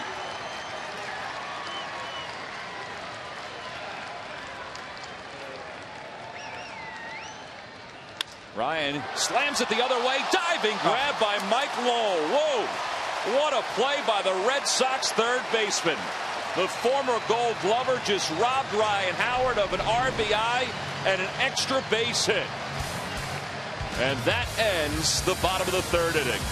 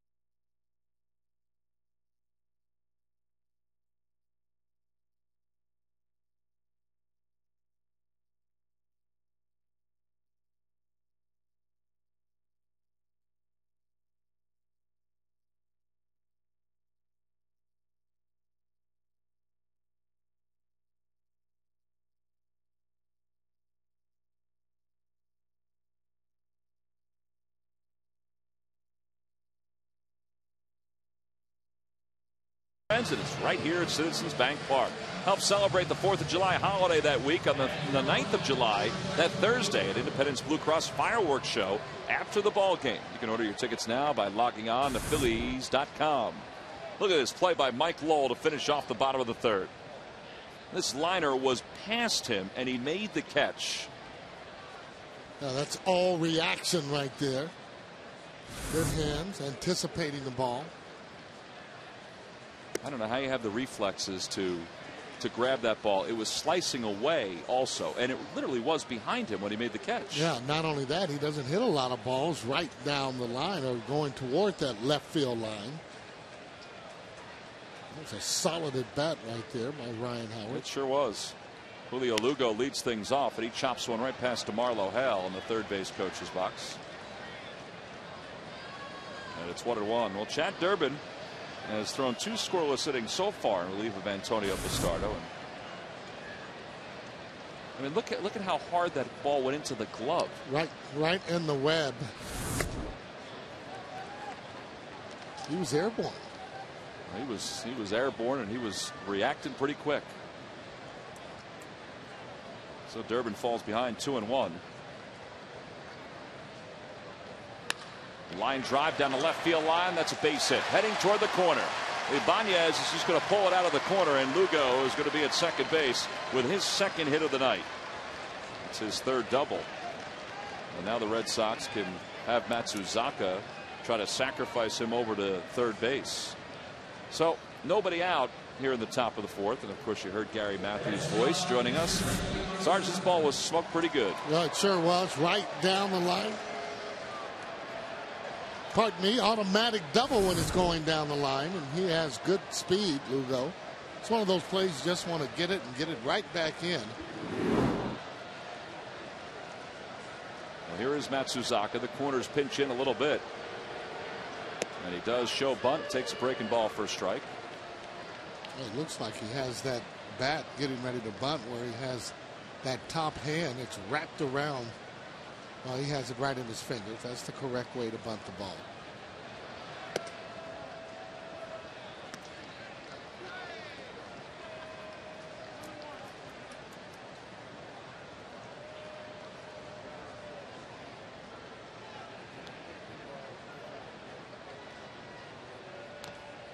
And he bunts it foul, so Durbin now is ahead 1-2. Well, a strikeout here would be pretty big. Well, you don't want him to move those runners, and let's face it, American League pitchers aren't used to using the bat, swinging or bunting.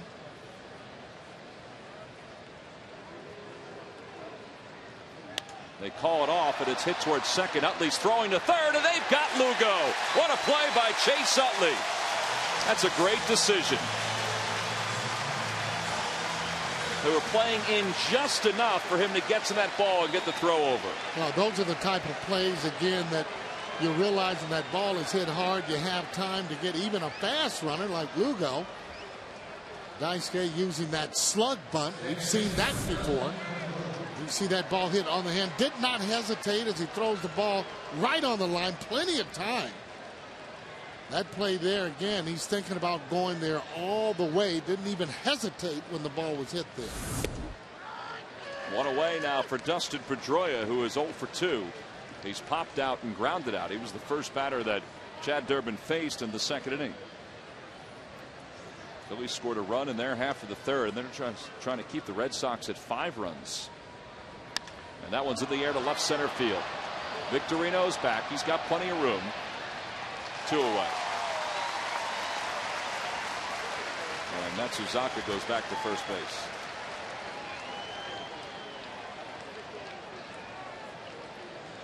Well, this game is still manageable. Only down by 4 runs. You know, fighting fields can hit home runs and get back into the game, but you need base runners. They've been having pretty good at bats so far.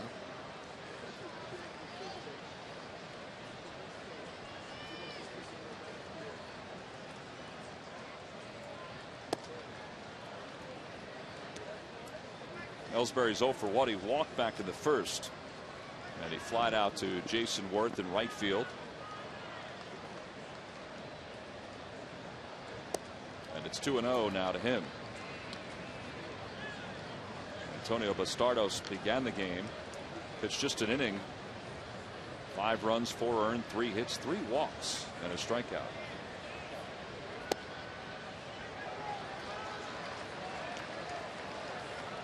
Well, you don't want to put him on. He's their best base stealer, and he will go. Stole a base in the first inning.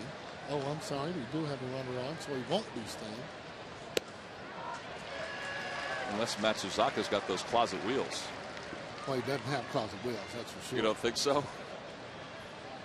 Hello, Gary Matthews. I'm Tom McCarthy, live from Citizens Bank Park. Sold out crowd endured a 1 hour and 35-minute rain delay. And now they've watched Chad Durbin come in and do a pretty nice job in relief of Antonio Bastardo. Red Sox scored 5 runs in the first. 2 big blows with the bat. And then 3 errors for the Phillies, and that's why the Phillies were down 5.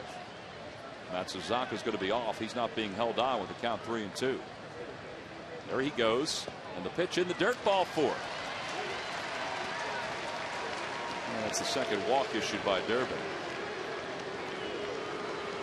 You don't like those free passes, putting those runners on. Red Sox have guys that can hit the ball out of the ballpark. This is one. They've handled Kevin, though, pretty good so far tonight. Sarge, you talked a little bit last night about his stance and how he holds the bat and how he begins with his feet pigeon-toed. Just very loose up at the top there where he doesn't have tension. Then when he gets ready, he gets conventional just like the rest of the hitters. Well, so it's a mechanism for him of just getting ready to approach the ball. Ryan Howard, he goes up, he points the bat, and then he brings it all the way back. That's his mechanism for getting ready. See what Youkilis has done with runners in scoring position. And the count is 2-0 to him. Well, and that's something that's good for him. That's something you would not teach, though, no, a younger kid to do. It's just too many moving parts. But Youkilis has mastered this particular style of hitting.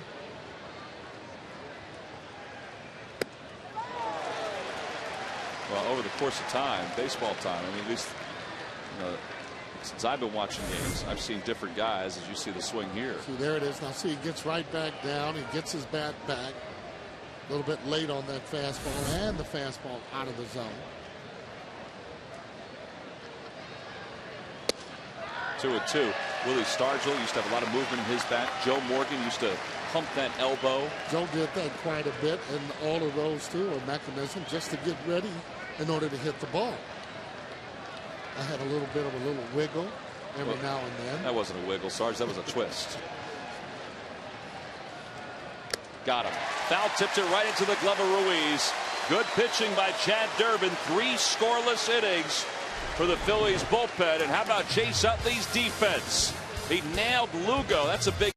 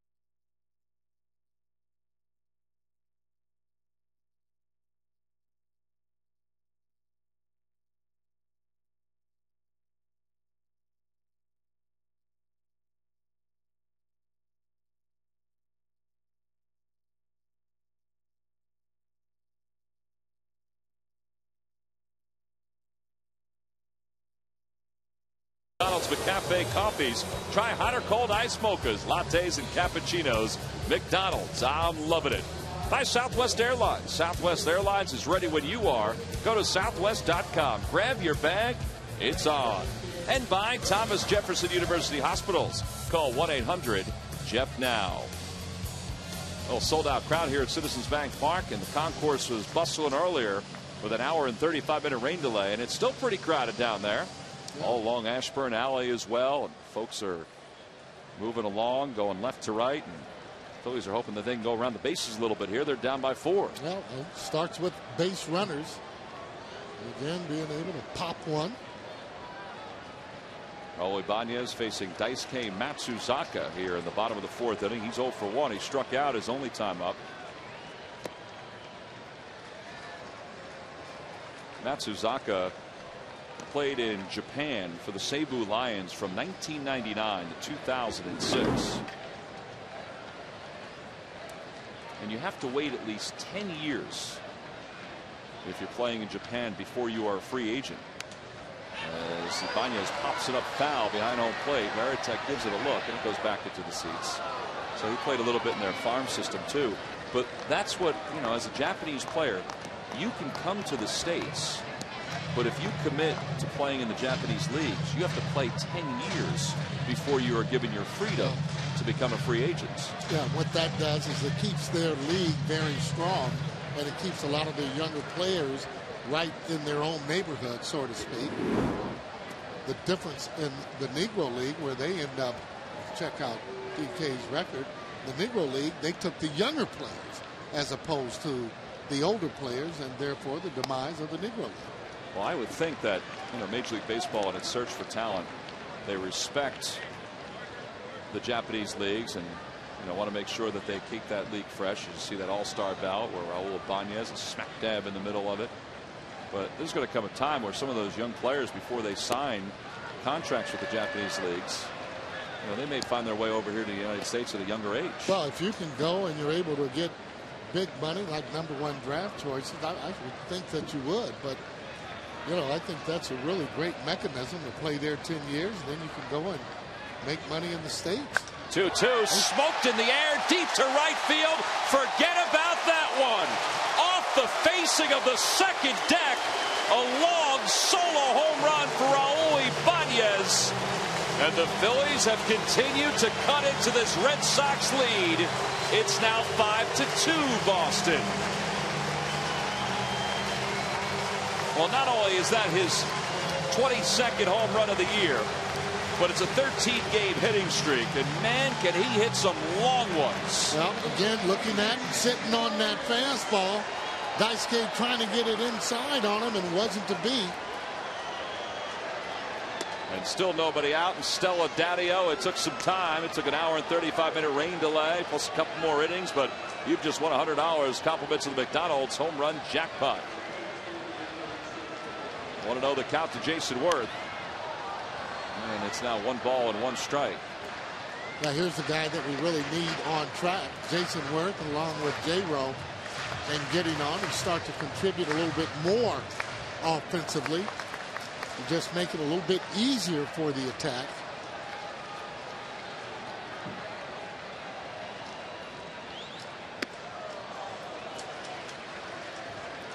Now, a lot of pitchers will pitch Jason inside to try and intimidate him, then throw the balls away and see if he is still aggressive.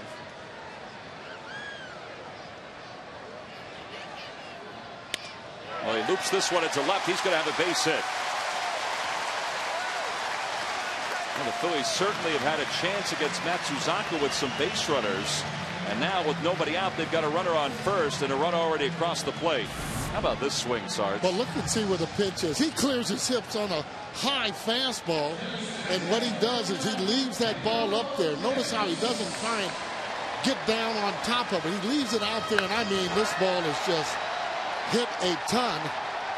This Cadillac time once again. Got to check that speaker out there. It looked like it hit off that speaker between the stat panel and also the Bud Light sign. Pedro Feliz singled his first time up.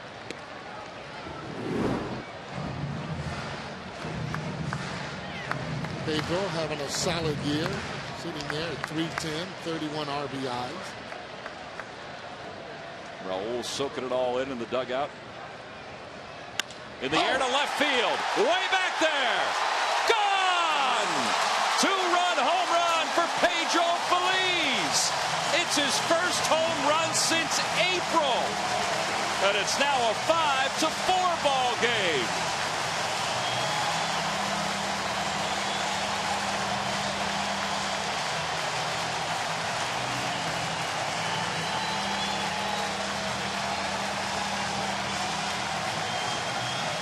Don't throw that one back. What a nice drive. What a nice swing. Getting against the front foot.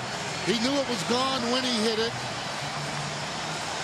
Boy, that's what I'm talking about. You get guys on and then bam, bam. You get them back again. 5-4. Game still manageable. Daisuke not able to throw that fastball by him and getting it up in the zone.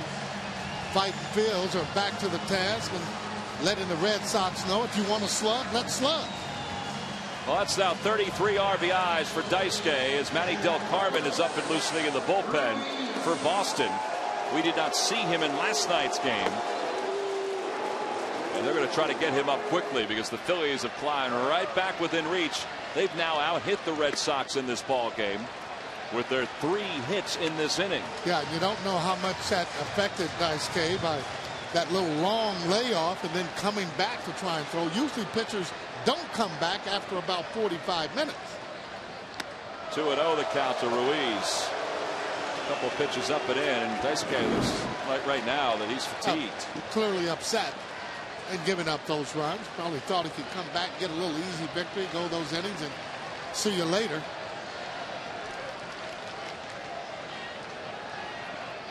Three and 0 the count.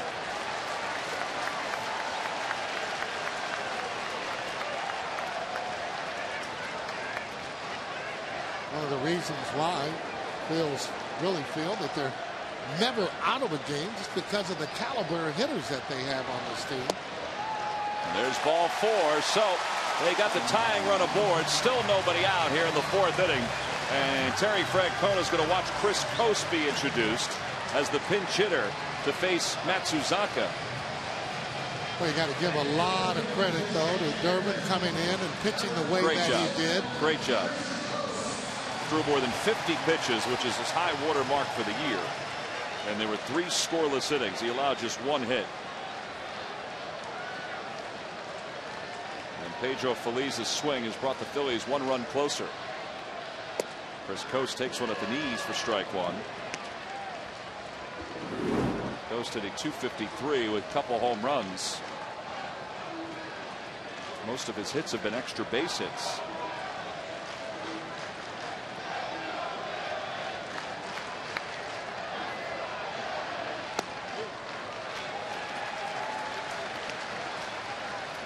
Daisuke seemed to have lost that control some. Not able to find the plate on that inside part of the plate. And a lot of times when you have those balls hit hard, what that pitcher wants to do is make sure it's inside, and that's been inside off the plate. Coste held up his swing, but he takes that pitch for a strike. That's a tough call. Tough pitch. He's not pleased by it there. Joey's still working that gum. With the addition of Paul Bacco, they can use Chris Coste as a bat off the bench in any spot, including here in the 4th inning. Wow, that's a little better pitch. You can see Daisuke, he really wanted that pitch. And Jim Joyce was waving inside. See exactly where this pitch is. He thought it came back, and it was inside. Tech doing a pretty good job, however, framing the ball. They're going to go outside now to Coste. And he's down on strikes. First out of the inning.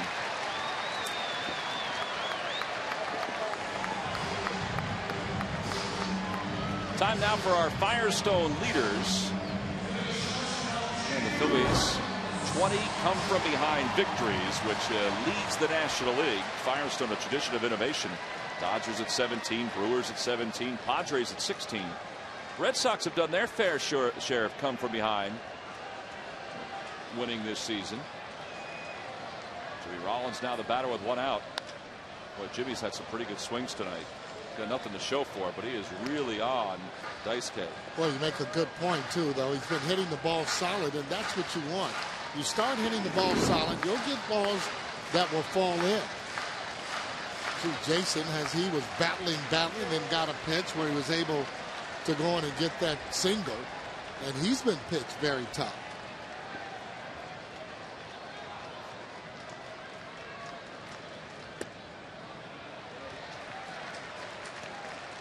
J-Ro looks better at the plate, slowing his feet down some. Anytime you see a hitter that has really fast feet, quick feet, very difficult to hit.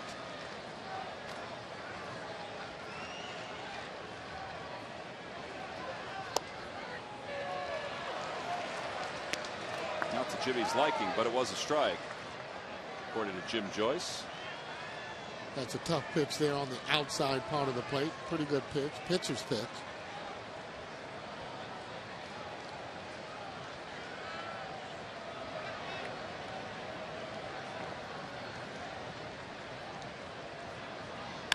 In the air to left field. It's right at Jason Bay. And J-Roll is retired for the second out. Ruiz back to first. Phillies have scored 3 runs in this inning. They've got an awful lot of momentum on their side, but Matsuzaka now has come back and got the last 2 batters.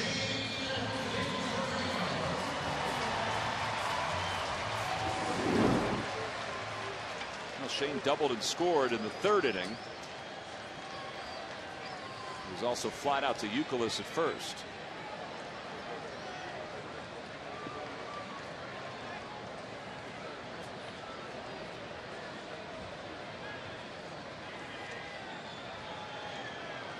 And he hits this one sharply. Pedroia is there. Well, the Phillies are going to have to settle for 3 runs. They're back in the mix here against the Red Sox. They get a couple home runs. One by Raul Ibanez. This was a shot. And the second.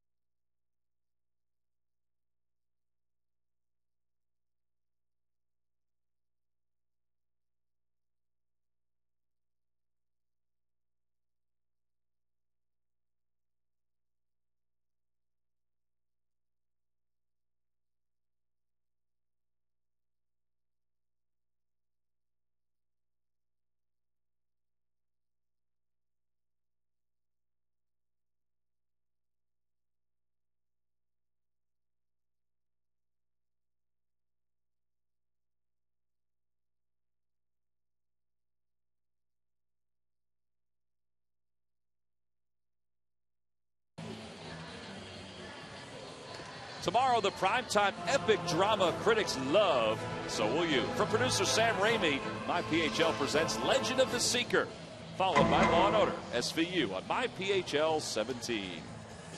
Well, we got a ball game again here at Citizens Bank Park. The Phillies have climbed all the way back. Raul Ibanez did some of the inspiring. Pedro Feliz did some more of the inspiration. They each hit home runs in the bottom of the 4th inning. It's now a 5-4 game. And Jack Tashner takes over, facing 4, 5, and 6 for the Red Sox. Pick it up for Chad Durbin, who was outstanding through 3. See Tashner's numbers: 17th ball game, 1-1, with a 3.74 ERA.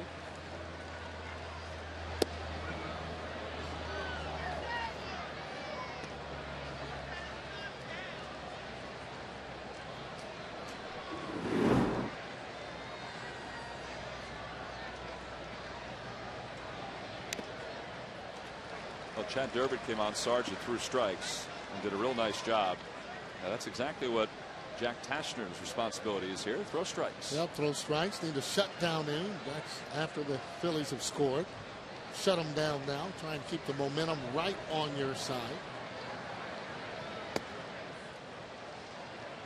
This Red Sox lineup has scored 327 runs this year, which is 4th most in the American League. 4th most in home runs as well, and you know Bay's a big part of that with 17. That's a pretty good pitch. He's a good hitter. He's a solid hitter. Bay, all-star player. He's a 300 hitter. Very quiet. guy that just goes about his job and does it well. Lines that one to center field. It's spinning away from Victorino, and he makes the trap. Bay rounds first and holds up there. Second base umpire Darryl Cousins was out there, and Shane's just standing there. He thinks he made that catch. Let's take a look. Let's just take a look at it. And you know, from back here, it looked like there was a lot of white as it skipped into the glove. This will probably be a better angle here. Yeah, it hit the grass. Yeah, he tried to go for the Academy Award to stare him down, but it just didn't work. Pretty good trap, however. Second hit of the night for Jason Bay, and here's Mike Lowell.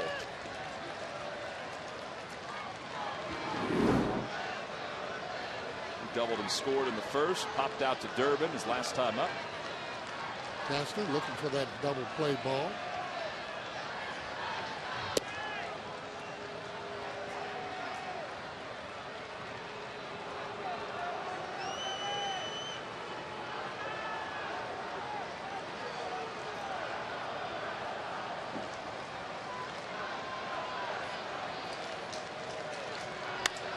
Line drive to right. That's going to be another base hit. Works on it quickly, so Bay holds up at second. Well, the Red Sox now have come back with back-to-back base runners against Tashner here in the top of the fifth inning, and Lowell's got 2 hits tonight. Charlie's near the top step, but there's nobody warming up in the bullpen, so he's just looking for a different view.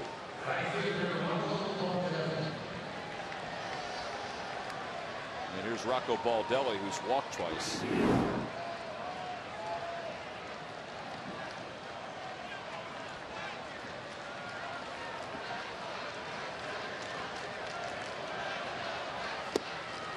Baldelli missed a lot of last year. He was having fatigue issues for most of last season. He was diagnosed with a metabolic abnormality. Just was tired all the time. They were a little worried about him in Tampa. But apparently they found the right medication, which made him better and able to perform the second half of the season and also into the postseason. He's hitting 300 against lefties. Bounces that one towards short. Could be 2. Rollins, nifty play to second for 1. Over to first. Not in time. Brian Runge playing with the fans a little bit there. Yeah, he kind of just waited, hesitated a little bit, and gave the safe call. See this ball that's hit there. J-Ro makes a good play, backhands the ball. Here's a throw there. Let's see if he got him. Well, he got to the bag first, but that was a hell of a play by Jimmy Rollins. Boy, to there make that grab. always seem to be bang, bang plays. And you know, this Boston club, just like the Phillies, they continue to hustle, always feel that they're not out of any ball games. This is like 2 heavyweights, if you will. Boston and Philadelphia, both in first place. Varitek has got that on strikes twice, and the count is 0-1 to him here.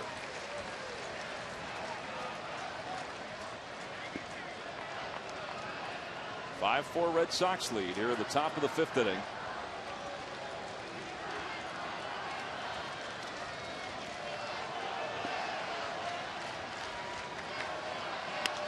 In the air to left field. Ibanez over toward the line. That's going to be a fair ball. It just kicks up some chalk. Bay scores. Baldelli to third. Varitek at second. It's an RBI double, and the Red Sox lead it 6-4. That one was just barely fair down that left field line. Well, you could tell the way that it was hooking, something off speed. Varitek hooking that ball down the left field line. You can see there's the hook I'm talking. Now, he didn't even think it was going to be fair, and it was fair by plenty. Banya's having some problems there in the corner, but the runner did not advance. That's an automatic double again, though, once that ball's hit down the line. You said that just like a hitter. Well, down the line, you got to be able to get to second base. No.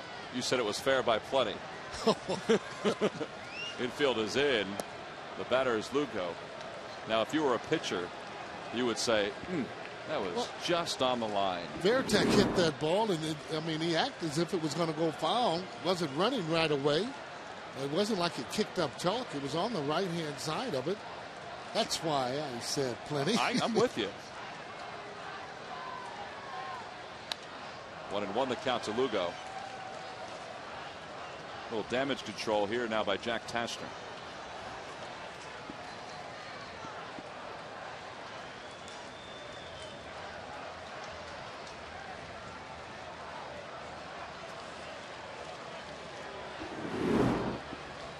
Needs a strikeout if he can, as the infield now is moved in. 1-2 the count to Lugo.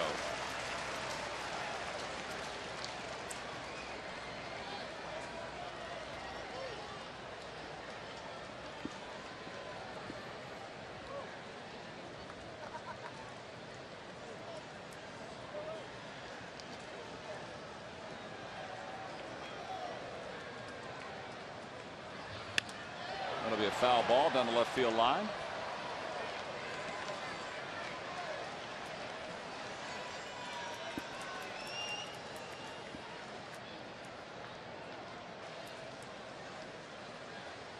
Lugo's got 2 hits tonight, 2 RBIs, so he's been a tough guy for the Phillies to deal with in this ball game.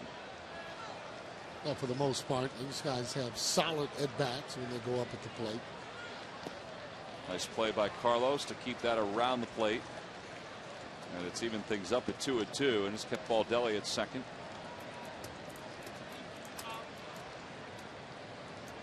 Excuse me, Baldelli at third. Veritek at second base.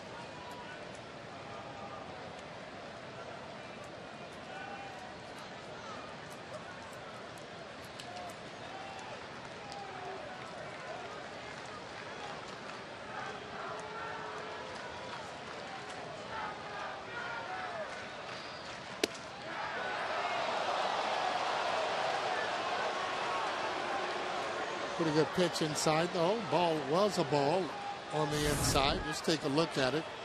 Tash wants this ball, but it is inside, clearly inside.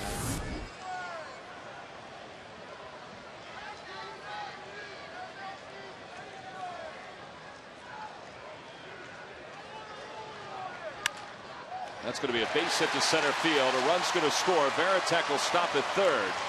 And Lugo has his 3rd hit of the night, and the Red Sox now lead it by a score of 7-4. So they've gotten 2 runs back here in the top of the 5th inning. Yeah, those are on fastball. And Lugo, a good fastball hitter. He's proven that so far with his hits. This is a fastball, and he drives it right up the middle. Through that infield, it's playing in. If it's back, you're able to probably catch that ground ball.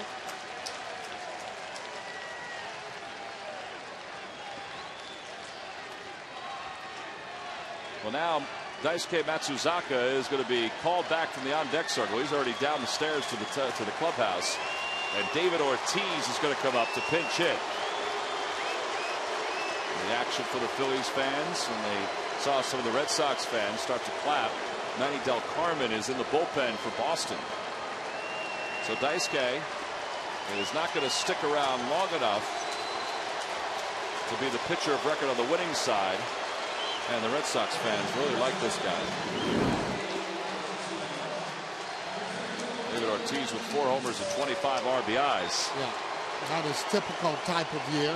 He usually has a lot more power and RBIs. He's been a solid hitter since leaving Minnesota years back.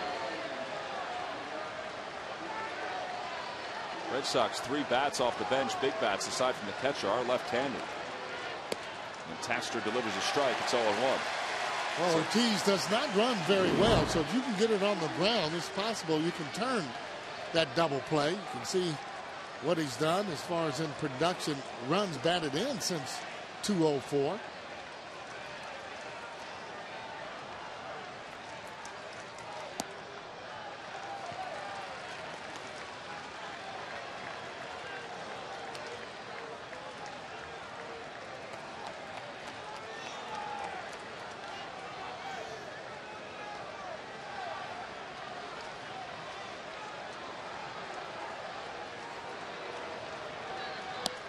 1-2 the count. Tashner bearing down on the inside part of the plate against Ortiz. Every time a hitter slows down, what they try and do is pound them inside. And scouts will be saying that he can't get around on the ball anymore, or slider bat speed, which is a little bit slower than that fastball. Did he go? They'll appeal. Yes, he did, says the third base umpire, Bill Miller. And Ortiz is down on strikes for out number 2. Phillies fans are loving that. It's a big strikeout right there on that check swing. Let's see if it goes. Well, I tell you, that's just judgment on the umpire. It's difficult to tell whether or not he went or not. Miller taking a good look at it. Third base umpire. Well, now it's Pedroia with 2 outs and runners on first and third. Tashner has given up 2 runs, trying to keep it at a 3-run deficit. And he delivers a fastball a little inside. It's 1-0.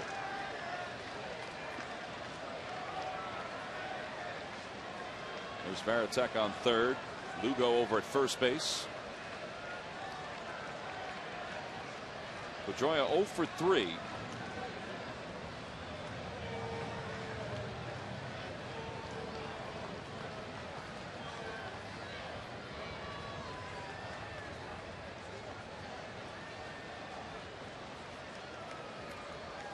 Ortiz and Bill Miller not seeing eye to eye on that strikeout a moment ago.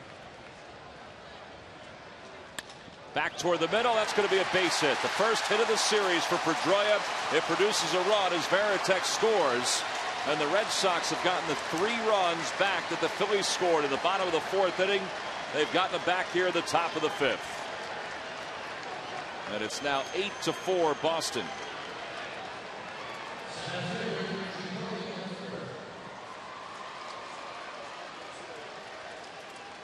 Well, you work so hard to get those runs, and you give them right back up. This ball up the middle. Solid single. No chance for anyone to get the ball. Varitek on third. Just trot right on in. Here's Ellsbury, who fouls the first pitch off. It's 0-1. Ellsbury is 0 for 1. He's also walked twice. He's scored a run.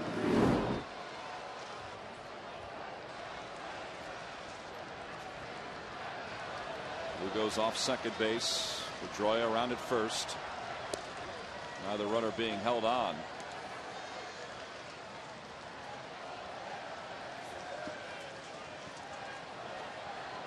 Charlie Manuel watched his offense put a 3 spot on the board at the bottom of the 4th inning, but now the Red Sox have come back and scored 3 here in the 5th.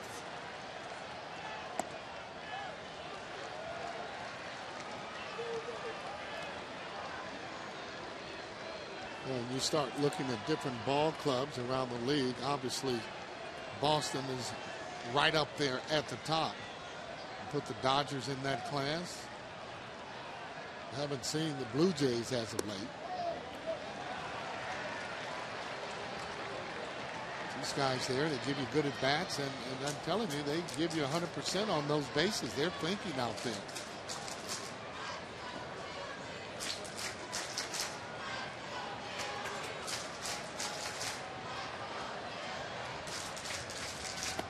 Ball 4, and the bases are now loaded. This is Tashner's inning. There's nobody loosening up to the pen. Well, Charlie's looking around a little bit, but it doesn't have many options. This has happened when you have your pitcher that gets knocked out early in the game. As you see Rich Doobie, pitching coach, coming to the mound. Well, they've gotten to the phone, so somebody's going to get up and start to toss in a moment. It's Sergio Escalona, who just came back to Philadelphia today from Lehigh Valley. Kyle Kendrick was sent back out. Well, now the bases are loaded, and this is somewhat deflating for this Phillies offense. Again, it's only a 4-run deficit at this point. They were down 5-1 going into the bottom of the 4th inning. The Phillies scored 3 runs, Sarge. So you can basically say the same thing now, that it's still manageable, but they need Jack Tashner to get this last down. It's manageable because these guys are hitting the ball and they're having solid at bats. But the fact of the matter is, you got to stop this opposition from scoring runs. And now you have to do it against this Red Sox bullpen, which has been very good this year. And first, though, before you see the Red Sox bullpen, you see Kevin Youkilis, who's 0 for 2 with a run scored tonight. An awkward swing. He went around. It's 0-1. Wow, this is one of those situations you'd rather face the starter than face those guys in that bullpen. And they come out of there firing one after the other. 95, 96, 98. Lugo, Pedroia, and Ellsbury on the base pass. Good speed for the Red Sox. And it's no balls and 2 strikes. Marlo Hell, the third base coach, has his back to Kevin Youkilis. He better be careful. Well, he's saying, though, if he gets hit on the backside, it's a lot better than being hit anywhere else in that face. And he knows that he's big enough where he's not going to be able to get out of the way if it comes. Been there, done that.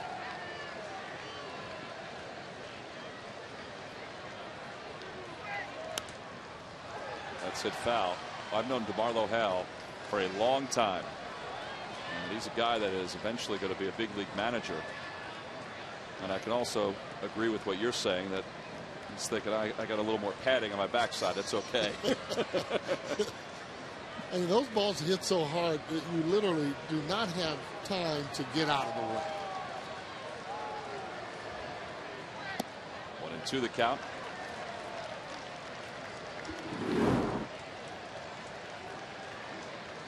Very good batting average. 1 grand slam for Youkilis.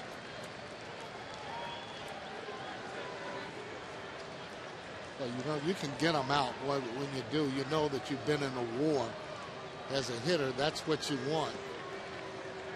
Don't want the pitcher taking it for granted that he's able to get you out. Tasher needs to come out with a good pitch and hold the situation right where it is. In the air to center field. Victorino on the run. Back to the infield. Reaches out. Makes the running grab. What a play by Shane Victorino. With the bases loaded here in the top of the 5th inning. He records the final out, and it was a big one. Kevin Youkilis thought he had some ribbies. Instead, it's a highlight reel play by Shane Victorino. Well, that ball is just smoked. Victorino running back, makes a just nice over-the-head running catch. Got a great angle on it. DeMarlo Hal's waving him home and then says, we got a good play on our hands.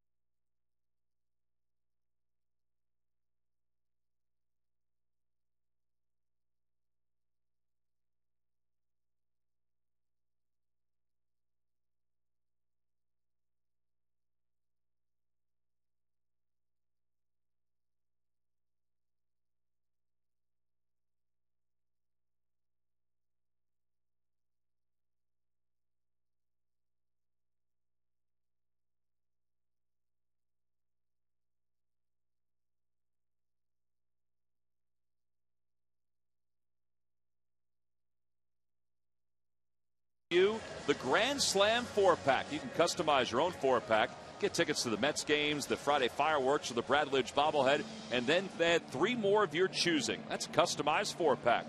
You can order your tickets now by logging on to Phillies.com. Oh, this was a heck of a grab, Sarge. Oh, over the back. I mean, just running full speed. He has improved so much in center field, and having that speed, and Tashner saying, yeah, way to go. It wasn't a great inning. Three runs scored, but it could have been a whole lot worse. Well, you're talking at least 2, if maybe 3 more runs would have actually scored.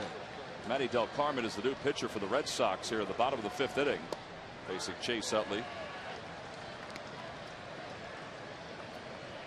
See Del Carmen's numbers: 26 games now, 1-1 with a 2.08 ERA.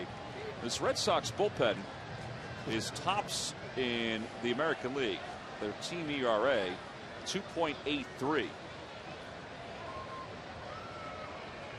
They got guys that just fire bullets. I mean, that one's at 95. I mean, with the exception of Okajima, just about everybody that comes out of the bullpen throws 95, 96 miles an hour. And he has a filthy curveball, by the way. Well, just to put it into perspective, the Red Sox lead the American League in ERA out of the bullpen. The Mariners are second. They're at 3.33. As Chase takes another one outside, it's 2-1.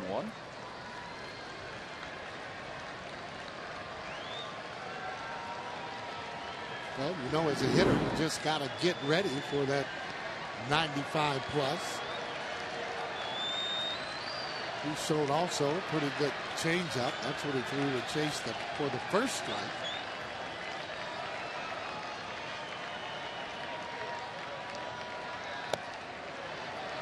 Two balls and 2 strikes the count. Chase got a little piece of that one. And it's even. It'll be Chase, Ryan Howard, and Raul Ibanez, the hitters for the Phillies here in the home 5th inning. Still plenty of time. Phillies down 4. Very capable of coming back. Yeah, it starts with base runners, and you pop one here and there the way they did the last inning. You can get right back in it. 75 miles an hour. That's a 20-mile-an-hour difference between the fastball and that curve. Yeah, pretty good curveball, right at that same spot, just about as that fastball. On Thursday, Del Carmen allowed 3 runs in an outing against the Yankees, the most he's allowed this season. And the most he's allowed since July of last year. And Chase rips one over the glove of Pedroia into right field. That's a good start. Phillies have the leadoff batter on. And it's the second hit of the night for Chase Utley.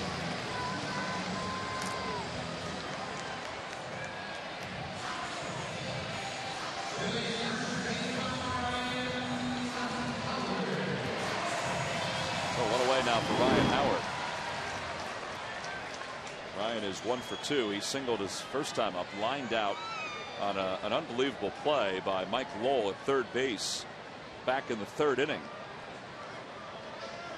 And that could have changed some of the complexion of this ball game too.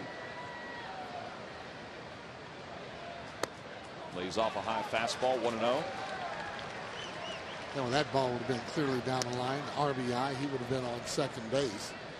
Lowell up to the task, though, with that great grab, diving, catching the ball at third base. With Utley on first base here, he was on second base when Howard was batting the last time. Since he's on first base now, Lowell is playing over at the shortstop position. In the last at bat, since Utley was on second, Lowell was playing over toward third. Yeah, just so that runner won't take off and go to third base. Should have been playing over a little bit further,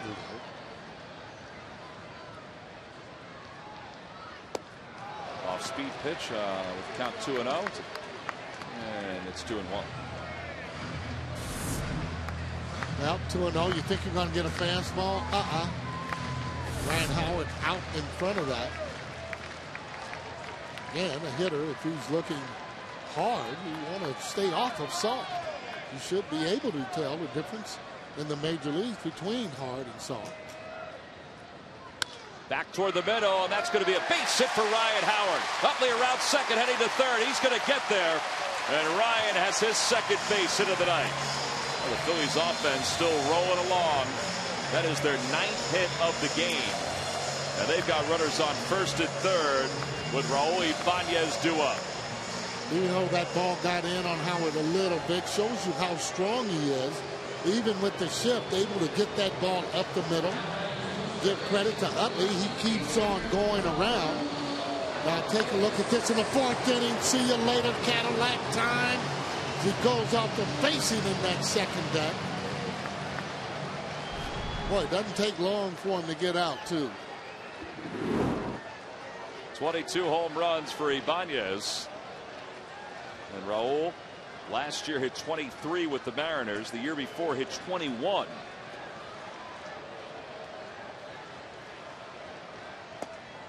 And it's 1-0. I'd have to venture to say that he's making a lot more solid contact than he did last year, especially early on.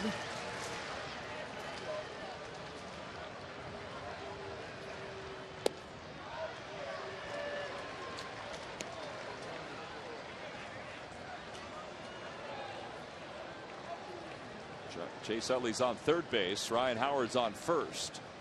And nobody out here in the 5th inning.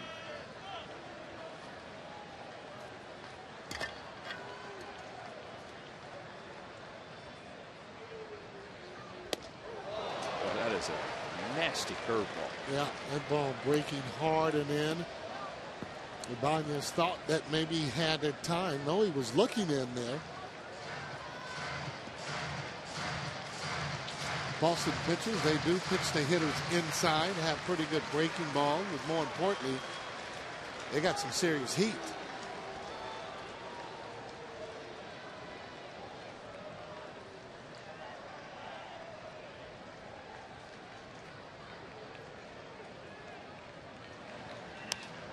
Popped up. Way out in front of it. 2 hands for Pedroia. You know, everybody around baseball, players, managers, little leaguers, watched Luis Castillo drop pop up last night for the New York Mets using 1 hand. And you know, while it's fresh in their mind, they're going to use 2 hands to catch pop up on the infield. That's what Jamie Moyer always says. Now this ball here is a hanger, and he doesn't miss that very often. He was out in front, I'm sure, looking heater. And there's 2 hands there. I mean, I was at Little League games all day today, Sarge, and that's all they kept saying. 2 hands? 2 hands. And they say it anyway, but they said 2 hands. You know, look what happened last night with Luis Castillo at the Mets. Use him as an example. Yeah. He played so hard today that he needs a nap.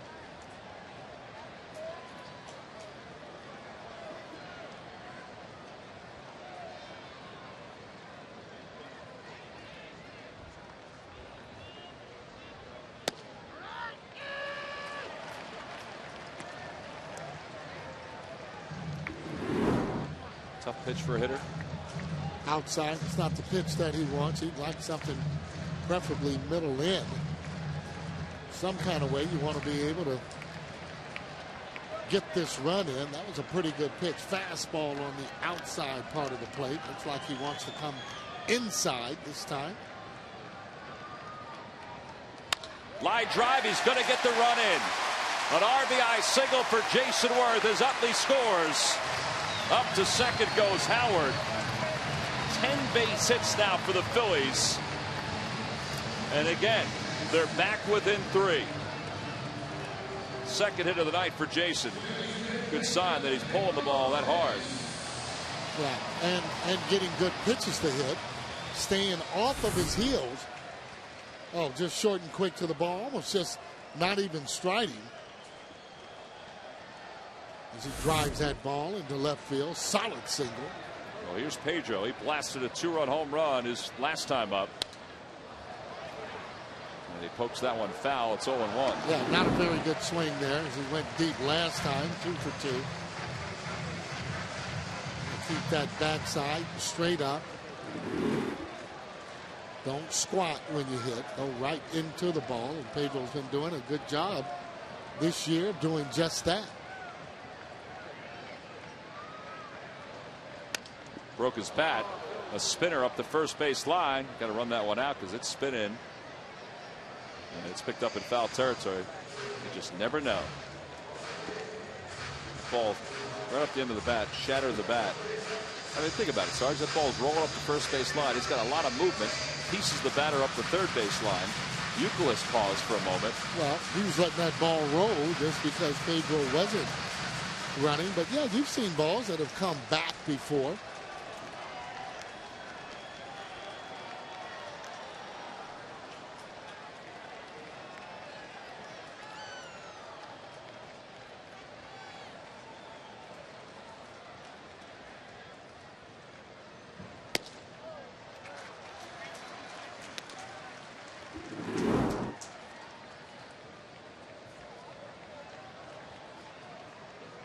Solid with runners in scoring position there. 364 is he leading the way before the fields. Pedro's been very consistent in driving in runs.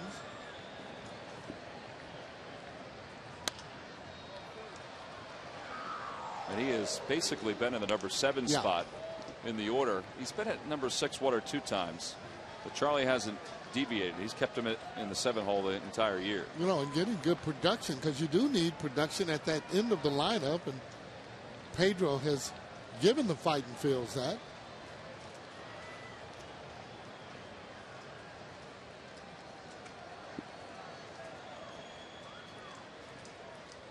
Breaking ball, looped foul into the seats. He did everything he could just to keep that. Will keep his balance enough to get a piece of that ball. Well, that's, again, fouling those off. Now, you see, he kind of was out in front, but, again, eyes on the ball, and at least he fouled it off. That's what you want to do as a hitter. You foul it off until you get a pitch to your liking.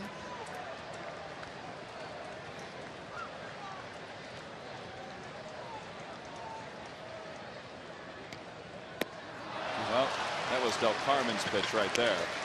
And there are 2 away. When you come inside, very difficult to hit that pitch that's down and away. This is just a filthy slider. See that little dot as it breaks down and away. What's that look like, Sarge, coming to you if you're the hitter? Well, when it's breaking down and away with 2 strikes, you're trying to just make contact, and then you know that a good slider, usually on the right side, it's going to get you. Well, there's a good fastball, and Carlos is in the hole 0-1. You know, just the opposite now on Ibanez. He was throwing that slider, but it was up in the zone, a lot more hittable. Ibanez just missed that particular pitch. I'm sure he wished he had that one back. And Feliz, hoping that he never even saw that slider, or don't want to see any more of those.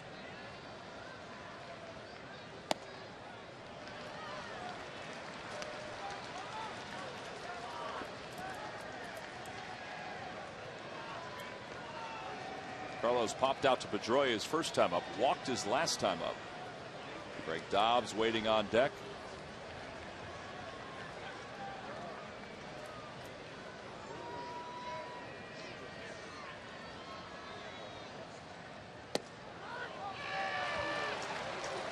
That one broke right over the outside corner. It was a curve from Del Carmen. 1-2.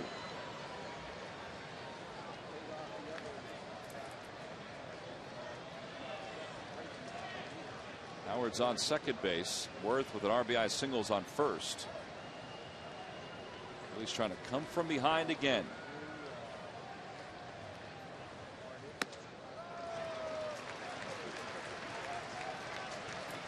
This has not been an easy inning for Del Carmen. He's thrown 27 pitches. Yeah, he's got that fastball right at 97.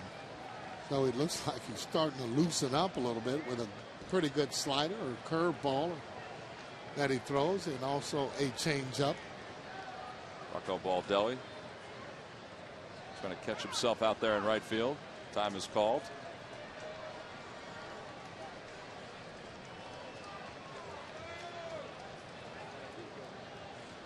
Talked about it before that Baldelli has that metabolic abnormality. And he tries to keep himself stretched out and loose out in the outfield. And he's time to time you see him going up and down like that in that squatting position, moving around, keeping his arms and circulation going. Opposite way, that's going to drop in for a base hit. Rounding third, heading for home is Howard. Now he's being held. Sam Perlaza was waving him, and then he stopped him as he came around, and it turns out to be the right play. At least it seems that way, because Youkilis had that ball on a line and probably could have spun and thrown to the plate to get Howard. It would have been bang, bang at the plate. I was surprised that Ryan, he just probably didn't get a good jump off second base. Well, that, almost impossible, though, because it's 2 outs. Yeah. 2 outs, as soon as that ball's hit, you're off and running. See the ball as it's coming in. You can see Howard as the ball's hit. Well, now, he takes jump. off in good fashion. Little tippy toes there coming to third base, but he wouldn't have been able to score there. In that situation, that ball would have been cut. Youkilis would have thrown the ball right to Varitek at home plate and probably would have gotten. So a base hit for Ruiz. The bases are now loaded for Greg Dobbs. Dobbs 5 for 31 as a pinch hitter. He thought he had a home run last night, but Jim Joyce called his potential game winner foul. Talked to Greg today, asked him if he thought it was gone. He said, yeah. Oh, he thought it was fair? He thought it was fair from his vantage point. And this is the swing and the ball we're talking about. I don't know. It's still tough to tell. Charlie there is asking Jim Joyce to look at it, and Jim said, nope, I had it, Charlie. Well, I'm going to need a higher foul pole then. Not sure if you can make it any higher. 0-2 the count. Greg did say to me today, he said, I was in foul territory a little bit. So he had that one career grand slam against the Mets up at Shea a couple of years ago. He said, I was in foul territory a little bit, but to me, and he used his cell phone as the foul pole, and he put his finger over the cell phone, and he came down at an angle. He said, that's where I thought the ball went just fair. Well, I would have been thinking that same thing if I was explaining that to you, by the way. Now he's got to bear down with the count 0-2. Lays off. Tough pitch. 1-2. That's a good eye. Yeah, good eye. Looking to just try and drive the ball if you can. There's Okajima loosening up in the pen.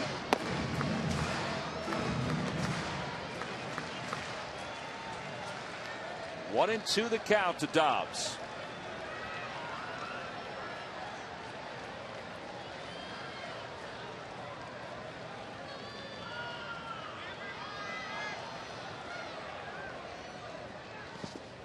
Varitek keeps it in front of him. Holds Howard at third. And it's 2-2. Good block by Varitek. Not even trying to catch the ball, just block the ball. A lot of times you'll see catchers, especially young ones, try and just catch it. See how he gets down on all fours? Not even trying to catch it, just block the ball is what he did, and did a good job.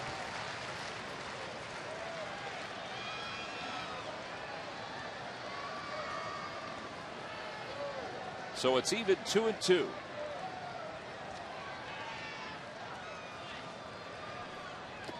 Foul tip, and they're going to say it hit the ground. Wow. Boy, I tell you, did a great job in fouling that off, and Varitek not arguing at all. So obviously it did hit the dirt. Take a look at this here. Yep. It did hit the dirt for sure. I hope he fouled it off. I was thinking the same thing. Well, it doesn't matter now. But new life regardless. So 2-2 again. Swing and a miss and a fastball at 96 miles an hour.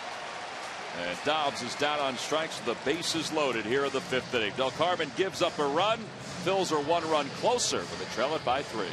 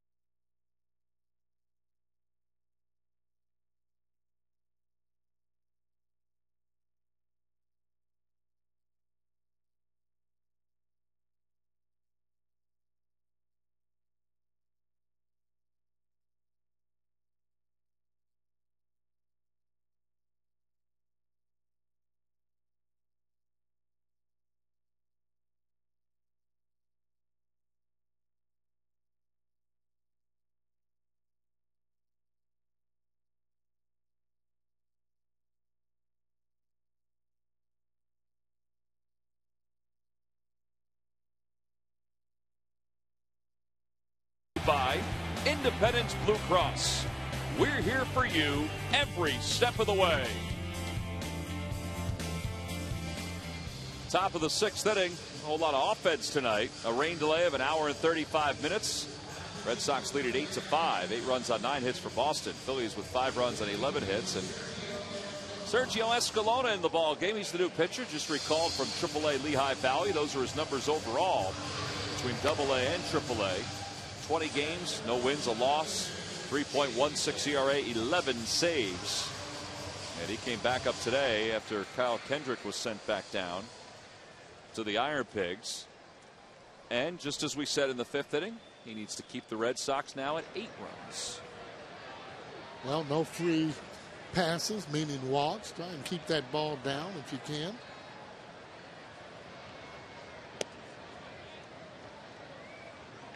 Jason Bay has done some damage tonight. He's scored twice. He has a 2-run home run. Hits that one sharply. Belize is there. And there's one away. Well, folks, if you're not doing anything tomorrow morning, Sarge is going to be here at the ballpark really early. Well, he says he's going to be here really early. He doesn't need to be here till 12:30 because he is going to be at the Majestic Clubhouse store, right? That's it. Yeah, Majestic Clubhouse store, signing his book, Phillies Confidential. Didn't Brad I get Lidge you on one the of cover. those, too? I have not gotten a signed copy as of yet. So if you want to get your copy signed tomorrow, Sarge will be there. Lines are forming already outside. Sarge will be stopping by, dropping off donuts for everybody. Right, Sarge? I will bring in donuts tomorrow, though. No, he won't. There's Mike Lowell, and it's 0-2. Oh, so how's the book doing? Actually, it's doing pretty good. Yeah? Has some pretty good insights, and if you read it, you'll probably agree with me. Okay. Well, I will take a look at it, and I've read it several times. It takes about an hour.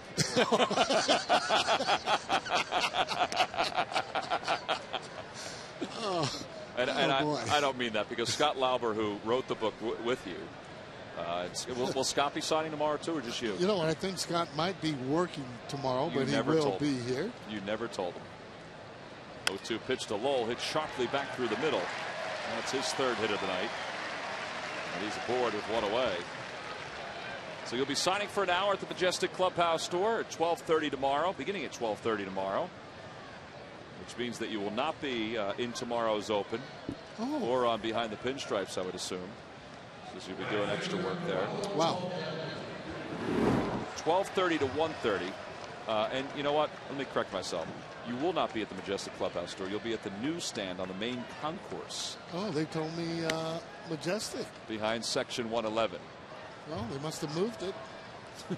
Yeah, in the last 2 minutes. No, that's okay.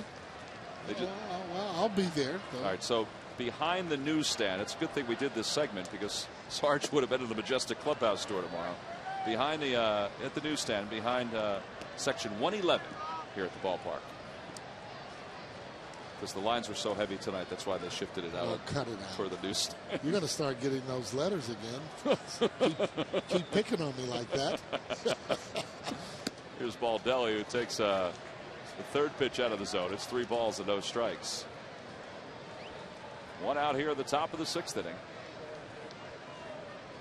Phillies trail at 8-5.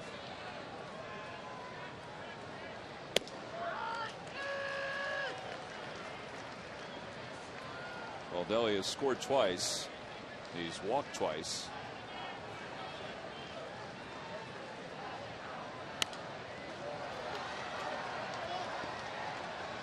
A little different game from last night with all those strikeouts. 34 strikeouts last night, 20 by the Phillies, 14 by the Red Sox. The 20 strikeouts by the Phillies, the most since David Cohn struck out 19 in 1991. And that's on a looper toward left. Here comes Ibanez, the sliding grab. He made the catch. And his throw over to first base on 1 hop. Oh, they nearly got Lowell. Ryan tried to grab it and swipe the tag all in one motion. And Raul Ibanez continues to sparkle out in left field. What a great play. End up getting a good jump. That's how he ended up catching that ball. You don't catch that ball without having a good jump or without anticipating that ball coming to you. Now just take a look at this as he comes and slides, backhands the ball, shows it, now gets up and throws a P to first base. Now why was he backhands the ball there as he's sliding right on his side, gets up and gets plenty on the throw. And now it's Jason Varitek.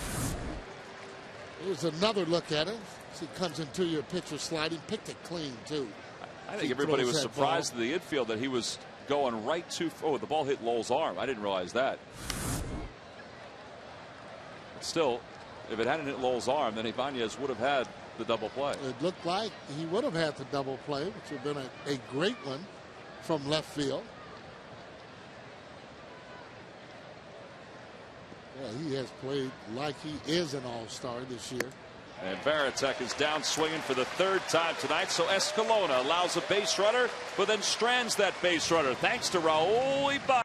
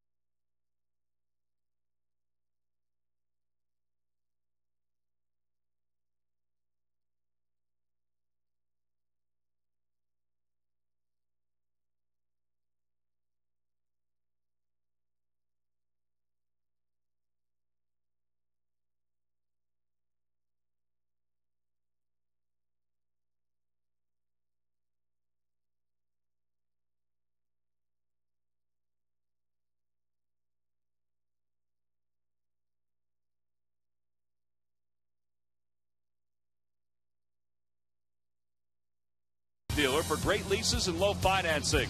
By Bud Light, the drinkability of Bud Light with the refreshing taste of lime. And by Thomas Jefferson University Hospitals. Call 1-800-JEFF-NOW. I'm not sure if that's the actual line waiting for Sarge to sign his books. I mean, it could be. Either that or they're waiting for something at the concession stands. J.D. Drew enters the ballgame here in the bottom of the sixth inning. He's going to be in right field, part of a defensive switch for Terry Francona. And Hideki Okajima is the new pitcher for the Red Sox. This is his 29th game. He's 2-0 with a 2.33 ERA. So he's on here because of all the left-handers the Phillies have, and want to move the switch hitters around to the right side of the plate. He pitched in last night's ball game.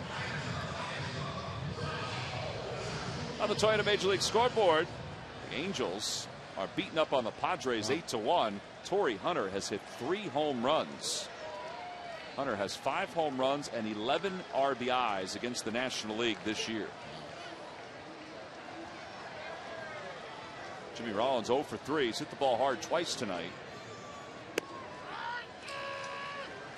And the count is 0-1. Well, he comes in.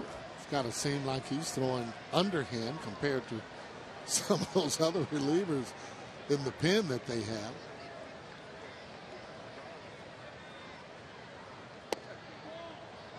Well, as you said, you know, when we were talking about fastballs, he counters that with a really good breaking pitch. Yeah.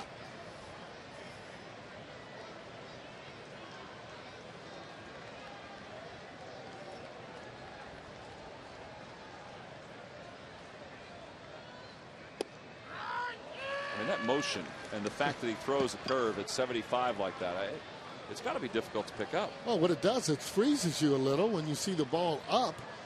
That's why it's important as a hitter to pick up the spin as quick as you can. Fastball won't have the spin. The breaking balls have the spin. 1 ball, 2 strikes the count. On the hands, a roller to third. Lowell has it. Jimmy hustling. And it's in time to retire him. Speaking of Jimmy Rollins, Jimmy will be hosting the 4th annual Celebrity Baseball Tournament on Monday, August 17th at Lucky Strike Bowling Lanes. All proceeds will benefit the Rollins Family Foundation and the Eastern Pennsylvania Arthritis Foundation.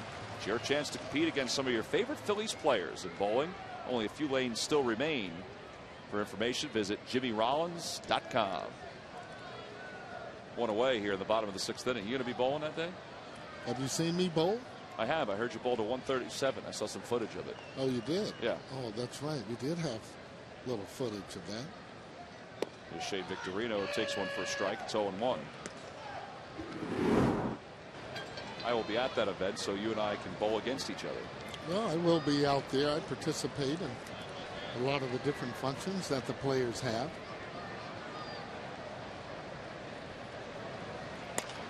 Cue shot toward first. Youkilis is there, so is Okajima, and he wins the race to the bag, and there are 2 away. Shane Victorino and Ryan Howard held a bowling tournament earlier this season, and there is Sarge. Got to get a little more extension, Sarge. Yeah. Hat stayed on. Oh, boy. That's when you bowled to 137, didn't you? You know, some things it's just not right. You know, just not right to show. I'll be better this next round, though. I can guarantee you that. You've been practicing? I have been. We'll find out on the next edition of Bowling with Dollars. The Bowling for Dollars, Sarge. Oh, boy. There's Chase, who's 2 for 3. He's doubled in a run. He's also singled and scored. He's flied out to center.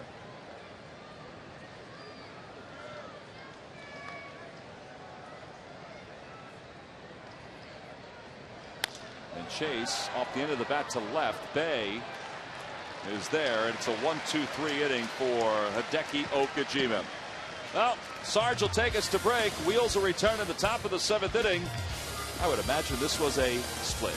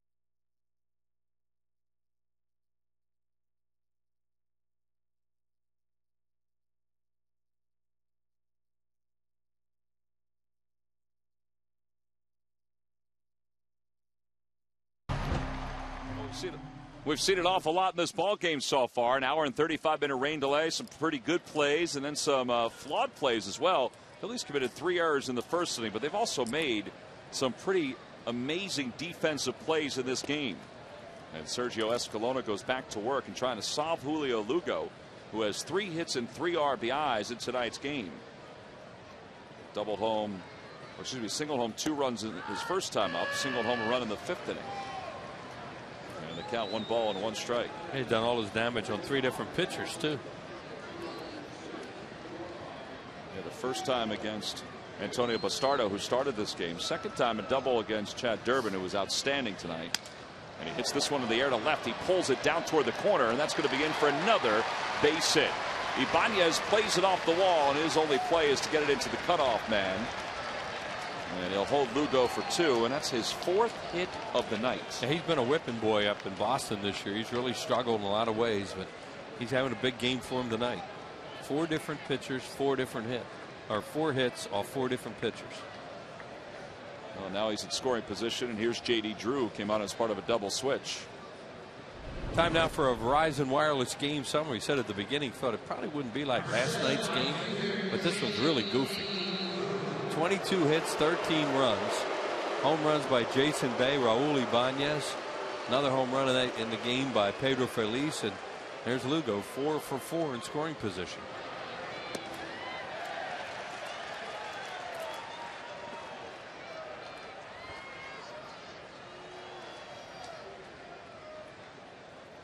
First plate appearance of the night for J.D. Drew.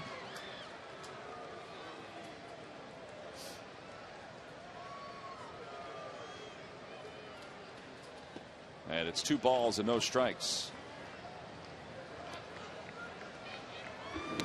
See JD's numbers: 9 homers, 31 RBIs, a 5-game hitting streak. Did not start tonight because the left-hander Antonio Bastardo was in the game.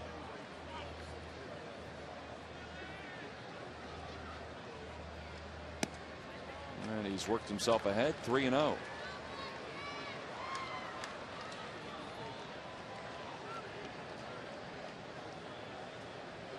Yeah, there's Pedroia, who finally got his first hit of the series, his last time up.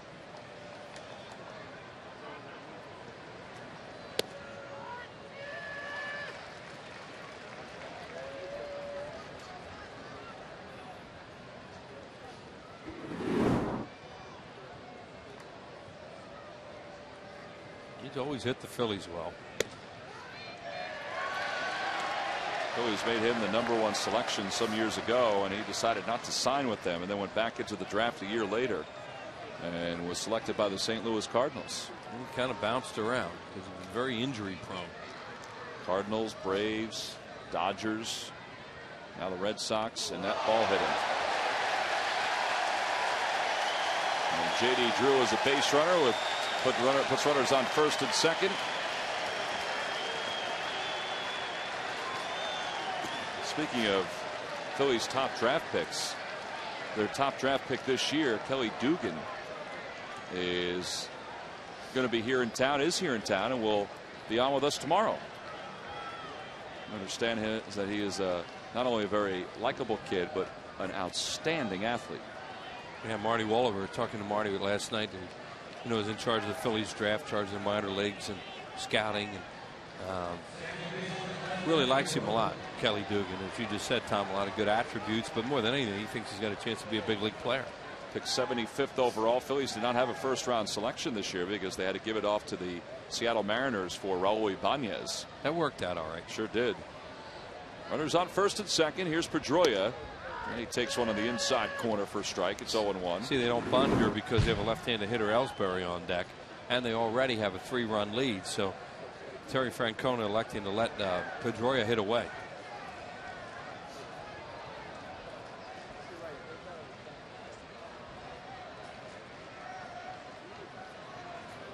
Hits it back toward the middle. J-Roll diving, has it, throws to second. They get the middle runner. Nice play by Jimmy Rollins. Runners on first and third with 1 away.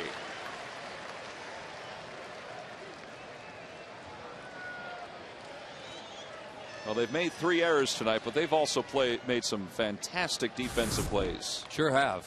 The play in center field by Victorino was amazing. Saved 3 runs, and that's just typical Jimmy Rollins. He's still struggling with the bat, although he's hit a couple balls hard tonight, but he didn't have any hits. never seems to take it out there, makes a place. That one bounced away from him. Oh boy, you see it on that replay. Bounced away, and then he had to grab it with his bare hand and flip it. You know, it makes the final play on that Saturday afternoon to clinch the division even that much more amazing, as Ellsbury bends his back because that ball wasn't hit as hard as Ryan Zimmerman's ball. It was close, and they were able to turn a double play on it. You're right, and the thing that the one that Zimmerman hit, it was hit a little closer to True. Jimmy. Yep. So he was able to just extend for it and then start the double play. Hughes shot toward third. Jimmy has it, bare hands, no play. And the Red Sox get a run. It's going to be an infield single for Ellsbury as Lugo crosses the plate. It's now 9-5 Boston. These guys just stay after you. You know, it's really hard to hold them off. And that's what they've been able to do tonight, tack on runs. The Phillies have made a heck of a run at them, but you know, they have a tremendous offense just like the Phillies do. Ellsbury hits a ball like that, you just put it in your pocket, there's no chance. He can really fly, Jacoby Ellsbury. He hits one of these spinning tops to short. Jimmy knows the only play he has is bare hand, and he really doesn't have a play there.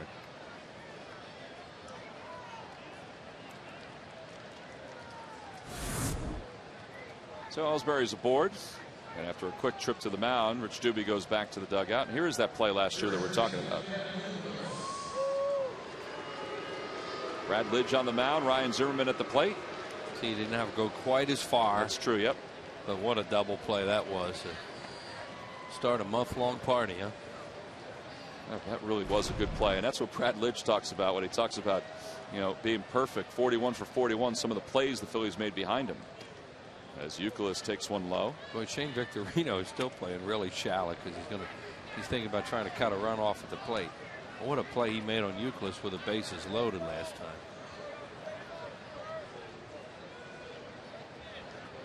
Three-run play.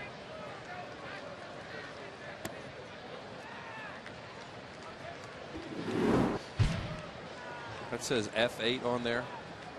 Put a gold star around it. That doesn't even come close to describing that play. Yeah, he went all the way back there, playing in the same spot basically. He can run, boy.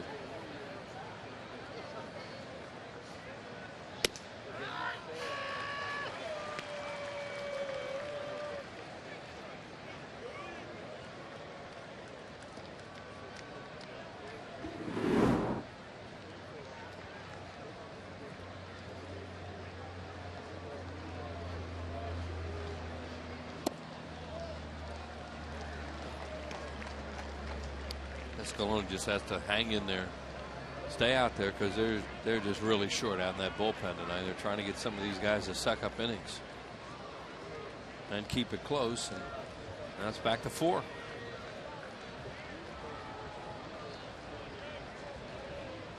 There's ball 4, and the bases are now loaded. And the cleanup batter, Jason Bay, is what Charlie Manuel needs to deal with. Well, these lucky fans are tonight's Citizens 7. They will each receive a prize pack courtesy of Citizens Bank. Citizens Bank with the most 7-day branches in the Philadelphia area. To find a branch near you, visit citizensbank.com. Part of a sold-out crowd tonight, 45,202. And Jason Bay, a swinging strike, and the count is 0-1. 22nd sellout of the year here in Philadelphia. 23rd coming up tomorrow. Big time. Jay Happ against Josh Beckett tomorrow afternoon. Red Sox have 2 of the hottest pitchers in the American League. We saw Lester last night. He lived up to it, and Beckett's been really good lately. In the air to left field. It's a line drive sinking, and Ibanez makes the catch. Tagging from third is Pedroia. The throw to the plate, and it hits Pedroia and squibs away. And the runners are going to move up a base, and the Red Sox have added to their lead. It's now 10-5.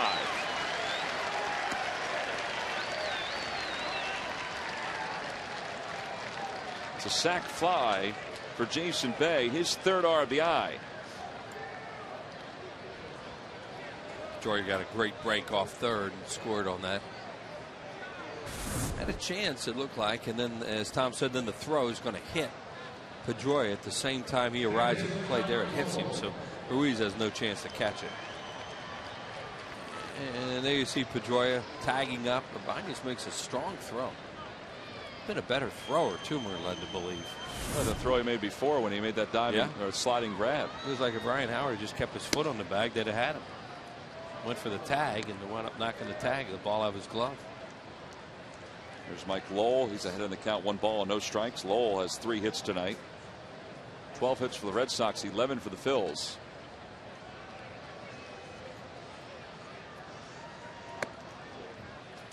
And it's 2-0. The ball hit Lowell's arm evidently before it got to the bag, so he couldn't put his foot on the bag. That was some throw. Well, they're now going to walk Mike Lowell intentionally with Mark Kotze in the on-deck circle. Pitcher spot is due up. And really the Red Sox have only left-handers. I mean, Kataris is their backup catcher. Well, Kotze is being called back. And Okajima is going to bat.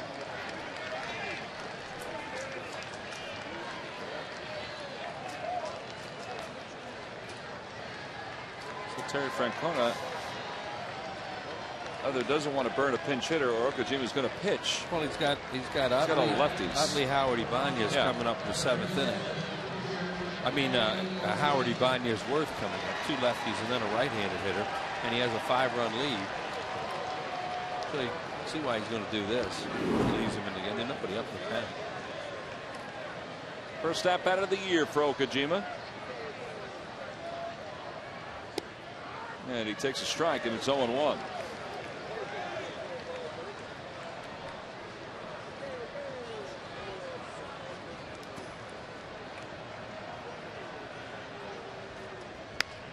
On the hands. Couple hops to J-Roll, and the inning is over.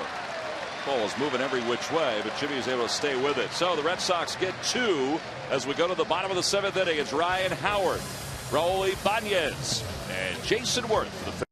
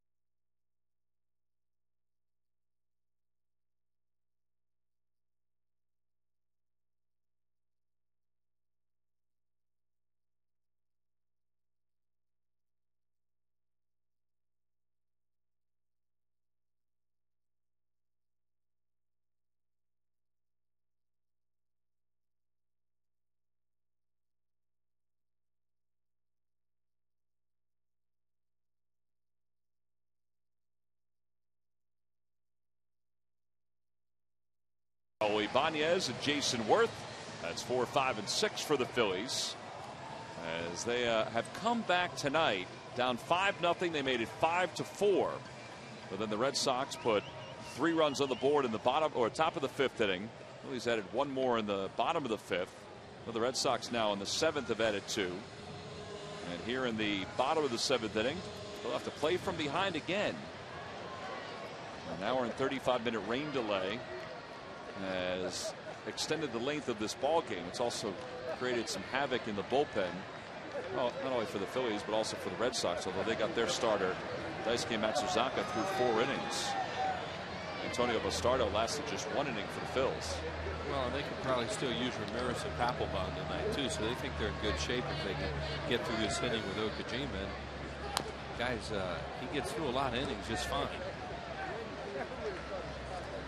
They'll face Ryan Howard, who's 2 for 3. I think they have Ramirez up now. The Red Sox do have continued bullpen action. Yeah, there he is. He got through the home run last night trying to close for Papelbon, so they'll stick him back in his normal 8th inning role. See, Tim Wakefield is in there as well in the bullpen. Wakefield's sitting on a chair in there. 0-2 the count.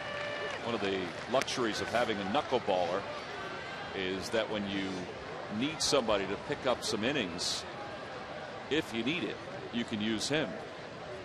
Yeah, and they were thinking tonight probably, well, we may have to put him out in the bullpen just in case, but now they have the game where they want it. 0-2 the count to Ryan.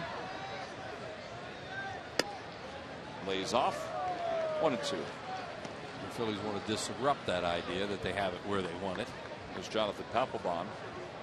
And they don't, you know, it depends whether they even have to use him tonight, but you know, Okajima is for this inning, and then Ramirez for the 8th. And they always have Ramirez ready for Worth if they think they need him.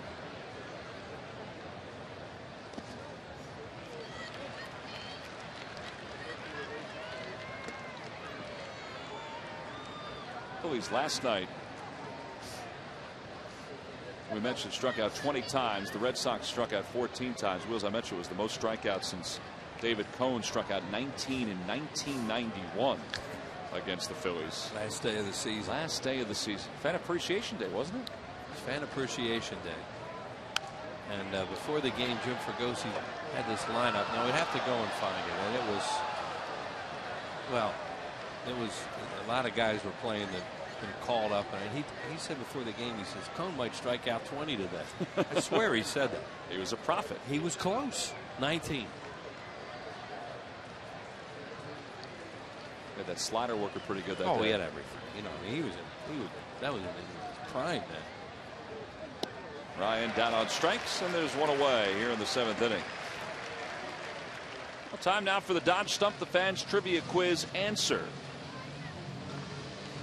Who are the only 3 pitchers? Come on, Fanatic, hustle it in there. Who are the only 3 pitchers to win the clinching game of the World Series in 1 year and throw a no-hitter in the next season? Now, it's been so long ago, I forgot that question. And I have no idea. I didn't try to think about it. I'll be honest with you. I don't know. I want to see who they are. Oh, Lester, huh? Rube Foster and Sandy Koufax. Wow. Log back on to Phillies.com to find out if you're the winner of a Phillies prize pack. Thanks for playing Dodge Stump the Fans. The only reason I said I thought you would get one was because of Lester. Because of Lester, yeah, I forgot about that. I was thinking I was going to throw Derek Lowe out there. I thought he may have the, but Lowe was kind of earlier when I think he before the World Series. Yeah, for the Red Sox, first one. And then he pitched a no-hitter. Ibanez has the count, 1 ball and 1 strike. That's a good question. Yeah, that's a tough one. Oh yeah, especially after 4 hours.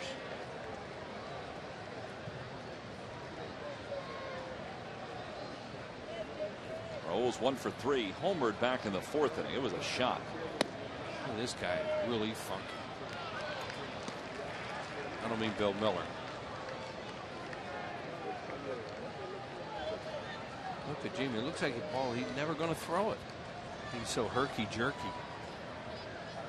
He's one of the few guys they bring in, too, that isn't throwing 95.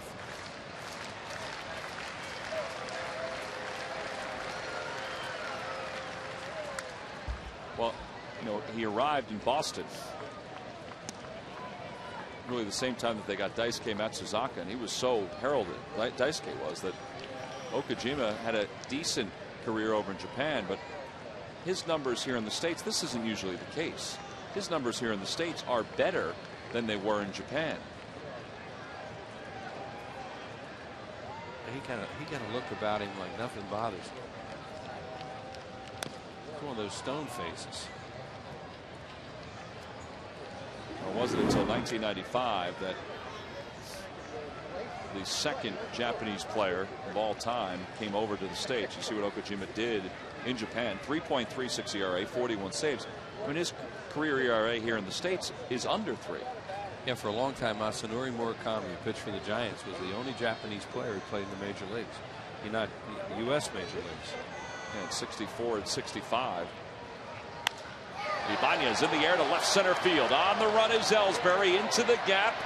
And he's got good speed, boy. He closed quickly and made that grab. And they're 2 away. He's a real center fielder, too, like Victorino. That's a big center field, too, in Boston. You know, talk about that little short wall they have there in left field. Well, they got a lot of room in center field in that ballpark, right center. And they need a guy like an Ellsbury to run them down. Coco Crisp did a good job when he played out there for them. Raul hit another ball hard. 2 outs now for Jason Worth, who's 2 for 3. Jason had an RBI single his last time up. He singled and scored back in the 4th. And he takes one low. It's 1 ball and no strikes. Well, 95 is when Nomo came, and that kind of changed the entire complexion of Japanese ball players coming over here to the States. And Nomo, he's really good when he came. He threw a no-hitter for the Red Sox, didn't he? No. For the Red Sox. Yeah, it was the for Baltimore the Red Sox, yeah. 1-1 the count to Worth.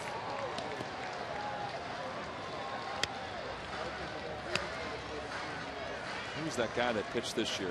Hugh Darvish in the World Baseball Classic. The closer for Japan. That guy, when he's able to come over, whew, he's going to command top dollar if he doesn't get hurt. In the air to left field, a towering shot. Bay ventures back, and that one is gone. Solo home run for Jason Worth, his 3rd hit of the night. And the same guy that caught the ball earlier from Pedro Feliz catches Jason Worth's home run. It's his lucky night. 2 home run balls. I mean, you may see a guy catch 2 foul balls, but 2 homers. We're gonna go looking for wallets tonight. That's amazing. Second RBI of the night, too, for Jason. So it's 10-6 now. Feliz again within 4. We're in the bottom of the 7th inning, and now Pedro Feliz, who's 2 for 3. Pedro had his first home run since April earlier in this ball game. And here is Pedro's, and watch the young man. Yep, there he is. He was really happy then.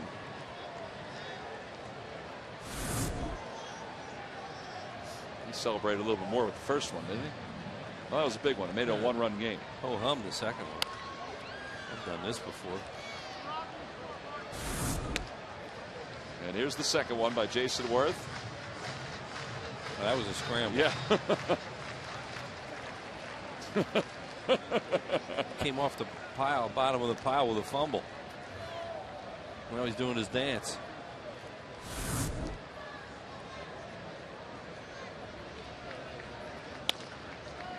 Feliz reaches out. Lugo gets around it, and the inning is over. Phillies do get a run, though, on the home run. The solo shot by Jason Worth, and he's off to get another baseball signed. Why not? 10-6 the score. Everybody watching them walk by. All the Red Sox fans not giving him any kind of love.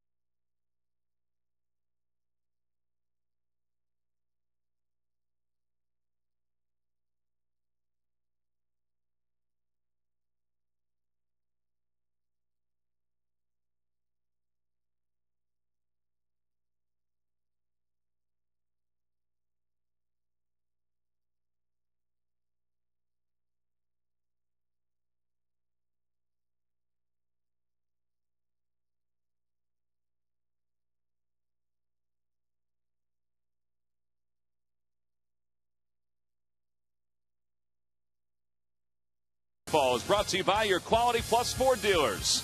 By AT&T, your world delivered. By Southwest Airlines. Southwest Airlines is ready when you are. Go to southwest.com. Grab your bag. It's on. And by Bud Light. The drinkability of Bud Light with the refreshing taste of lime.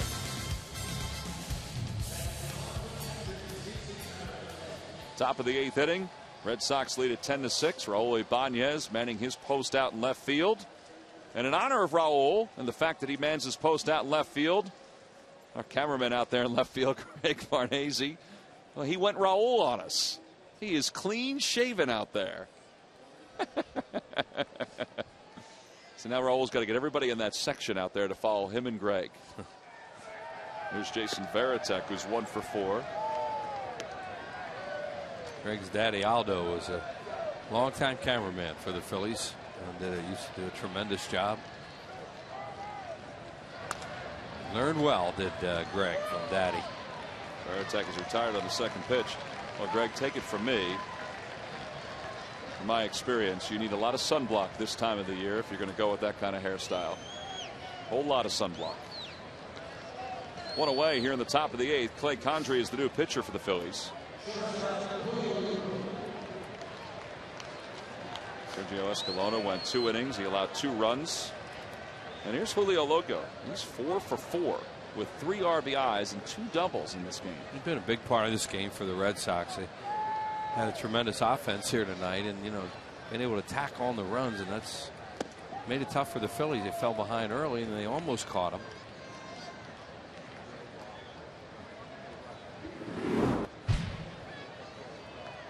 He began the night with his batting average of 265, and he's raised it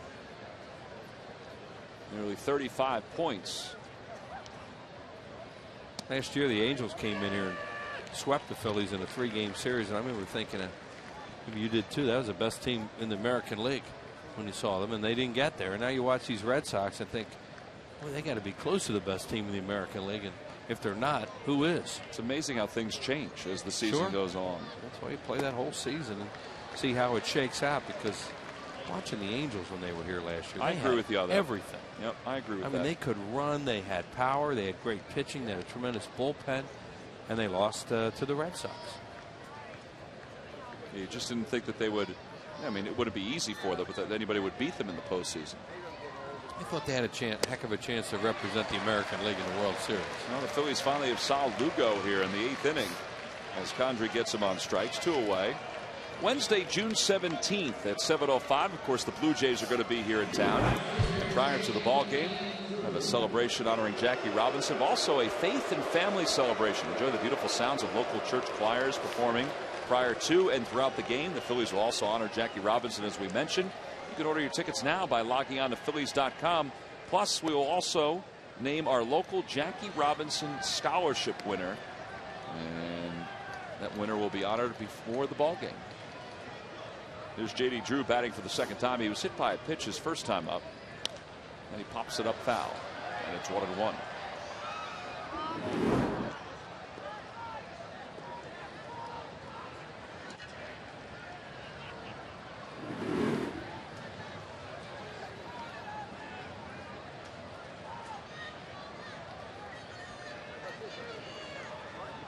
Condrey's going to ask for a new baseball.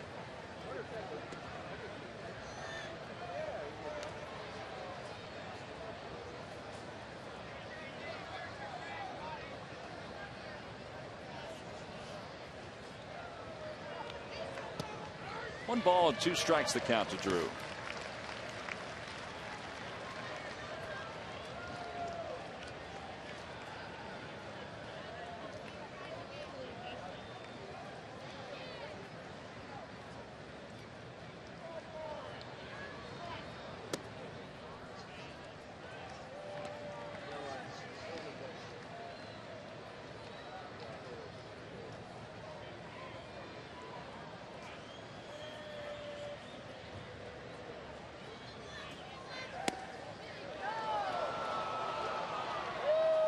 Carlos wanted that one. Clay wanted that one. I think everybody in the ballpark wanted that one. Jim Joyce, though, didn't think it was a strike.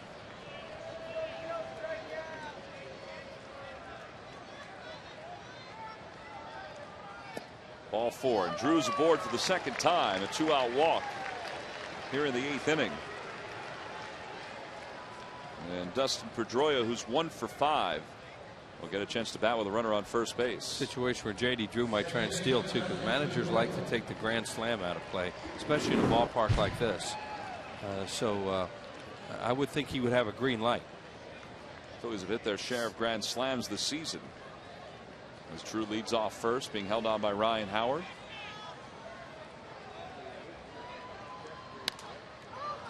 Pedroia may not give him a chance to take a steal. Oh, man, he swings hard.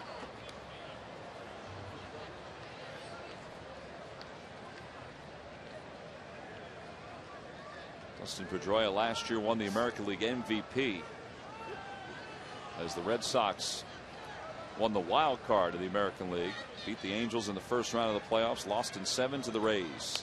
Think of 3 little guys that have won the MVP, and they're all infielders. Joe Morgan, 2. Yep. Jimmy Rollins, and this guy, and they're all about the same size. And it just shows you in this sport, you know, you don't have to be some great big guy to be the best player in a given year or voted as the most valuable player. They're 3 of the more amazing talents when you think about it, that they would win that award. To the left side toward the hole, cut off by Feliz, and the inning is over. Drew is retired at second base. So we played 7.5 here at Citizens Bank Park. Phillies down 4. We'll go to work in the bottom.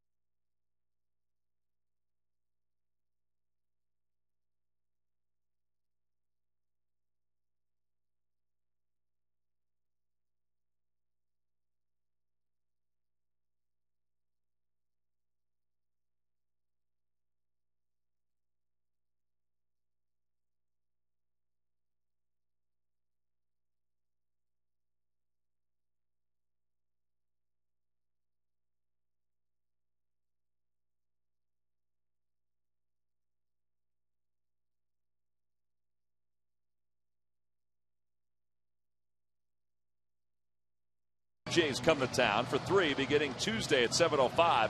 2 7:05, 1 1:05 game. That's Thursday. It's a Citizens Bank Business Person Special, and there are tickets still available. You can log on to Phillies.com to purchase your tickets for that series. Last of the 8th inning. It's 10-6. Phillies trail it by 4. And Ramon Ramirez, who appeared in last night's ball game, gave up a home run to tie the game in the 9th inning to Ryan Howard, is on the pitch here. This is his 30th game, 4-2 with a 2.10 ERA. Let's see if last night's game is in his mind as he begins pitching tonight here in the bottom of the 8th. Jonathan Papelbon is loosening up in the bullpen for the Red Sox. When he's in his role tonight, he's probably more comfortable in this role than as a closer with a 1-run lead the way he was last night. They may use Papelbon just to give him some work, not a save situation. At least right now it isn't. Carlos Knight 1 for 2 with a walk, and he pops it up behind home plate. Varitek off with the mask. Wynn's taking it back, but he follows it. And there's one away here in the 8th inning. Varitek tossed that mask away, and he hit Jim Joyce right in the leg.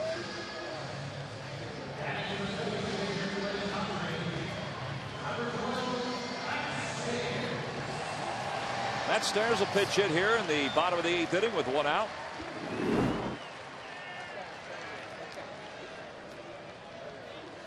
Matt grounded out last night at a pinch hitting role.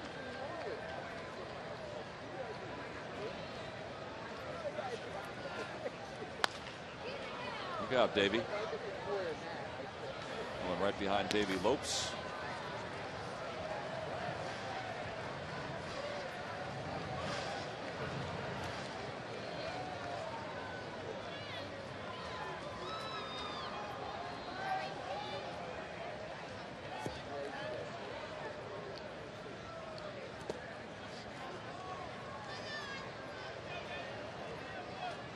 I was watching the Blue Jays Marlins game today, Wheels, and they were talking about Leo Nunez of the Florida Marlins. They're talking about the trade that the Marlins made with the Royals. Jacobs for Nunez. Ramirez came over from the Royals. Both guys were in their bullpen last year. Pretty good arms.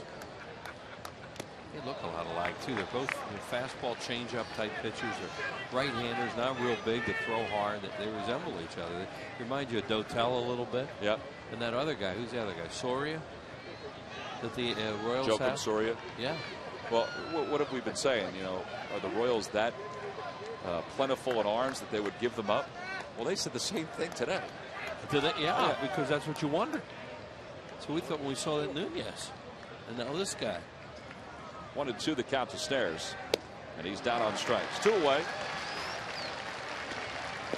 That's one thing. I don't know what's going to happen to Boston this year, but boy, do they have some strikeouts coming out of that bullpen. And you know, their numbers are really good for the bullpen, and this is one of the reasons why. You'll make contact against them.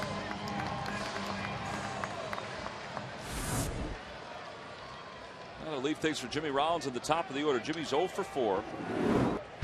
0 for 10 in the first 2 games of this series. First 2 times up tonight, he hit 2 babies off Daisuke and got nothing out of it. That's kind of the way he's going right now. Even when he hits one hard, he can't find a hole. And the 3rd time up, he hit a fly ball to left field. And he grounded out the 3rd in the 6th inning. Yeah, the last 2 times up, he hasn't hit it hard.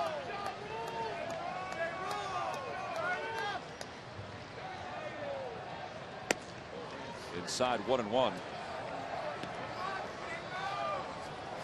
Quick turnaround tomorrow. The Phillies will be back here at 1:35 as they will take on the Red Sox. They'll send Jay Happ to the mound against Josh Beckett.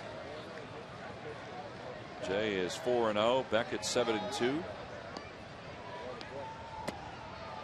2-1 the count to Jimmy. Talked to Jay a little bit today about his last outing where he was up a little bit against the Mets and kind of worked his way into the 6th inning. And he's been tinkering with some stuff during his bullpen session, trying to get himself ready for tomorrow's start. When you go up against Beckett, your mindset has to be, I better not give up much.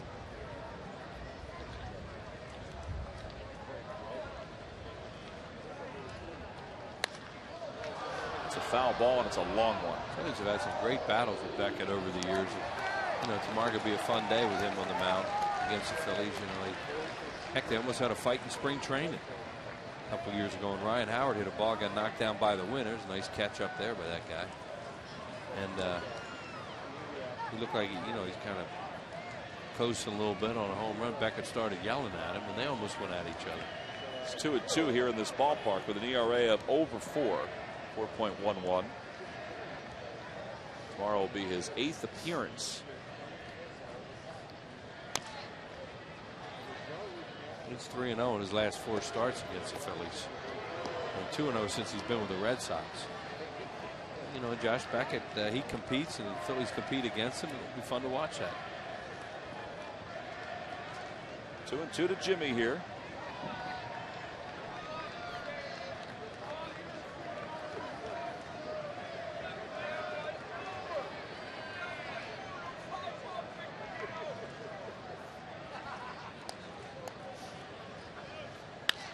Off the end of the bat toward left field.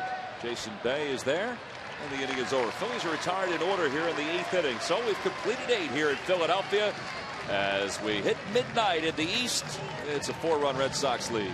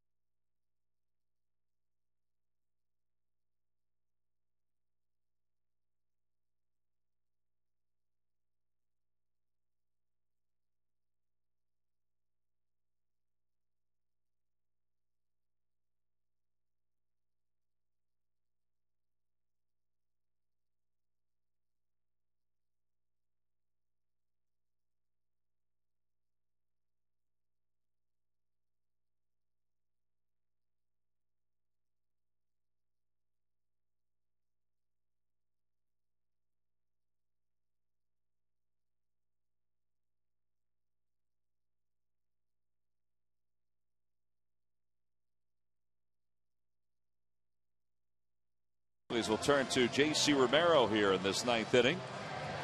Try to hold the Red Sox at bay. Red Sox came into tonight's ball game 2 games up in the American League East. They can gain a game on the Yankees. 7th game for J.C. 6 1/3, 5 hits, 4 walks so far. Not only that, but they can gain a game on the Toronto Blue Jays, who have lost to the Marlins. Phillies, meanwhile, came into this ball game 4 up on the Mets. A loss tonight would make that a 3-game lead in the National League East.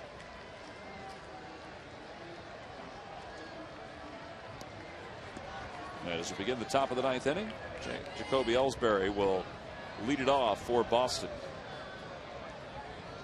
Ellsbury's got a base hit tonight, but he's also walked 3 times.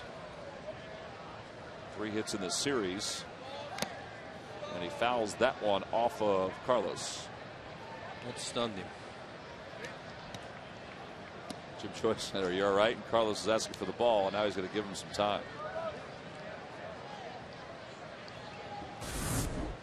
Let's see what happens here. Oh, right on the shin guard. Yeah. That can. It just depends on how that hits that shin guard, or if it hits on the side. Well, it could also pinch through those slots too. Yeah, see it hit the side. So no balls and 1 strike to count. Check swing, slow roller up the first base line, and it's 0-2.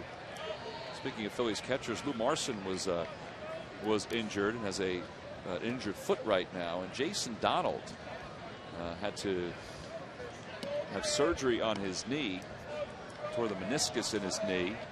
So those are 2 guys that were down in Lehigh Valley that were playing for the Iron Pigs that are going to be out for a little bit, both on the disabled list. The 2 guys you thought you could see up here this year have already seen Marson. Well, you see Jason Donald. Some still could, because it's not a ligament, as you said. It's a meniscus, which is a cartilage. Yeah, it so looks it's like not serious. Yeah, it looks like he'll be out close to the All-Star break. You know, what did it say, 6 weeks? 6 weeks, yeah, maybe after the All-Star break. 2-2 the count.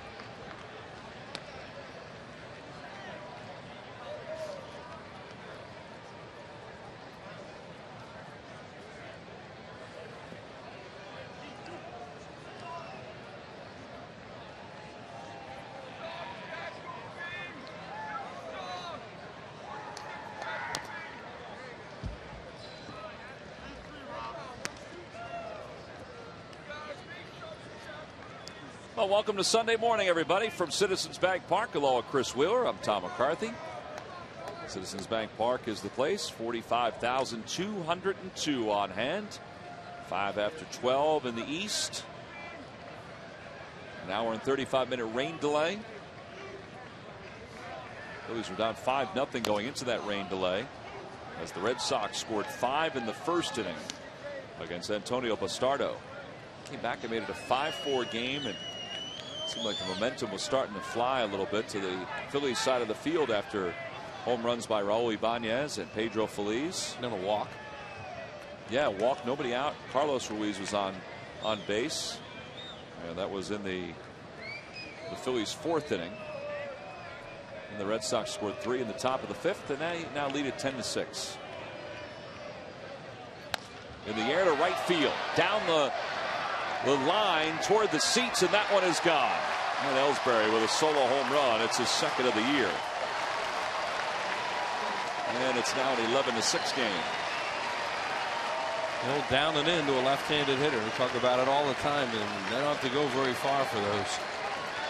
You're a low ball hitter, you come down and in, and you can pop one pretty easy, and that's what Ellsbury. He's a heck of a player. We don't expect him to hit too many homers. That's not his forte. Well, that's the first home run allowed by J.C. Romero since he's come back off the suspended list. First run, huh? First run. And here's Kevin Youkilis. Youkilis has walked a couple times. He's 0 for 3. Struck out twice. I wonder what that's going to do with their bullpen now. You know what they use Papelbon 5-run game. Well, he's standing on top of the mound right now.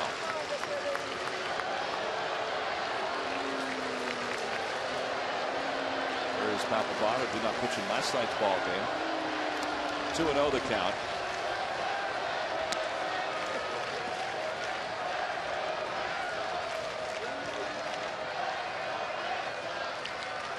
keeping himself loose out in the bullpen.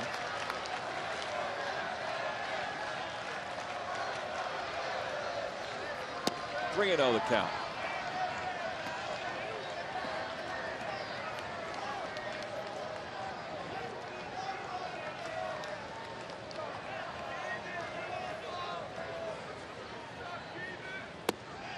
Ball 4 and Youkilis is aboard for the third time tonight with a walk.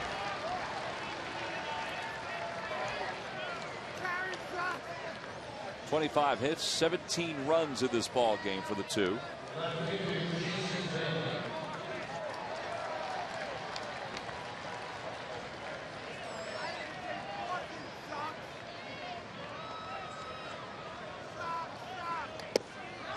And Bay takes one for a strike. It's 0-1.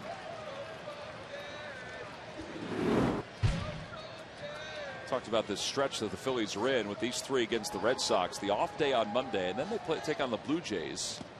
They continue this stretch at home. They'll play next weekend against the Baltimore Orioles before they hit the road. And they're still looking for things to turn here at home, where they came in 12 and 15. And it's 1-2 now to Bay.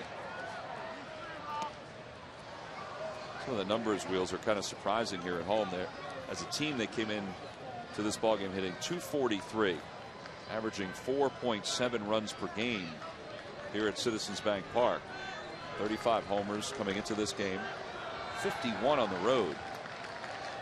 Well, they're going to be 6 games under 500, or 4 games under 500 if they lose this game here tonight. Nice play by Jimmy at second base. Chase Utley lost the ball in the exchange.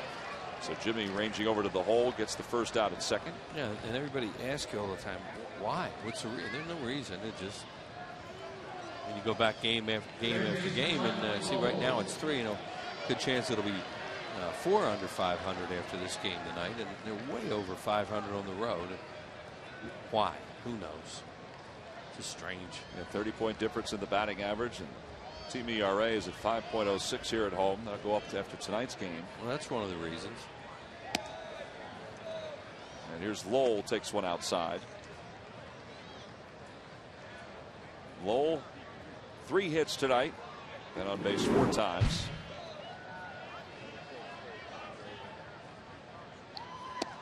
.2-0 the count.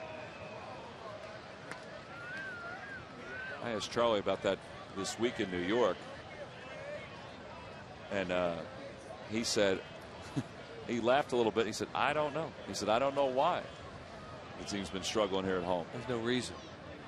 And there's great energy in the crowd. You could feel it even tonight when they're down 5-0. They made that comeback, and then they gave up the runs right away, and that took the air out of the balloon. Because you get to the back end of the Red Sox bullpen, it's a problem. Ball 4 and Lowell's aboard. Second walk issued by Romero in this inning. And now runners on first and second. Ruiz out to the mound. Here comes Rich Doobie as well. And Nick Green is going to pinch hit for the Red Sox.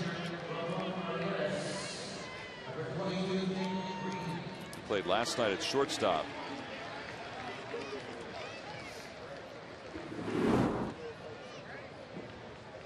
.276 hitter, a couple home runs, 20 RBIs. I mentioned before that the Red Sox had mostly lefties on their bench, with the exception of Kataris and Green. And Rich is back to the dugout now.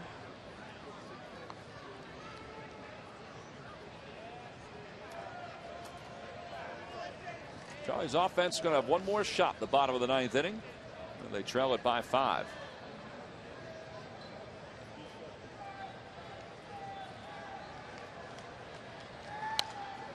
And it's no balls and 1 strike now to Green.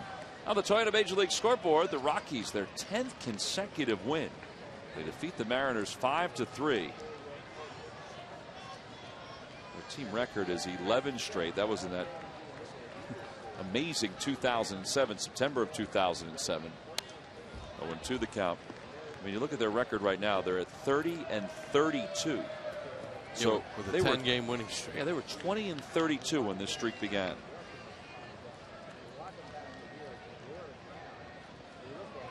Dodgers won tonight, so you know it's still, I don't want to say a runaway, but they still have a very comfortable lead anyway. But so the Rockies remain 10.5 games back.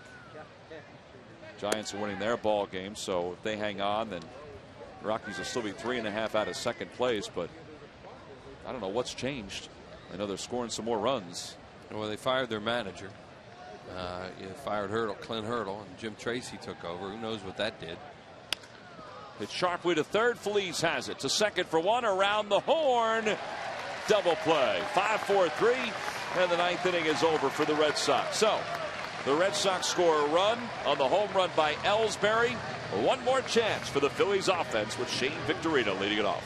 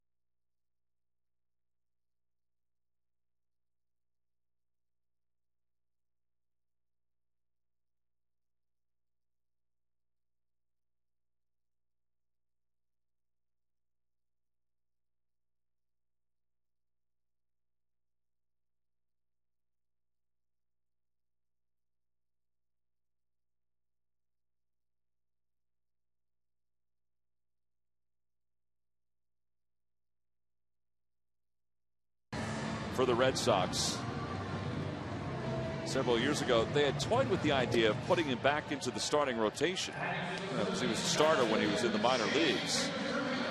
Started 3 games for the Red Sox back in 2005, but then in 06 he saved 35 games. But I'll tell you what, he has been, well, he's been nothing short of exceptional for Boston. Well, yeah, evidently, he definitely has a makeup for it. They say he's really competitive, and he's another mid-90s guy with a split and a breaking ball. Facing Shane Victorino, who's 1 for 4. Victorino's grounded out twice. He's popped out. He's doubled and scored.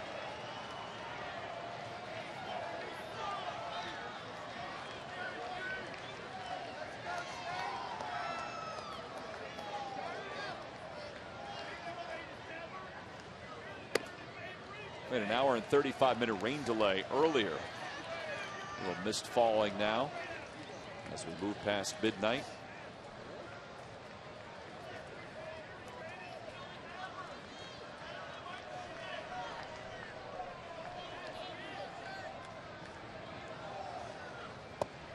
Two balls, no strikes to count to Shane. Papelbon last year had 50 decisions. He was 5-4, had 41 saves.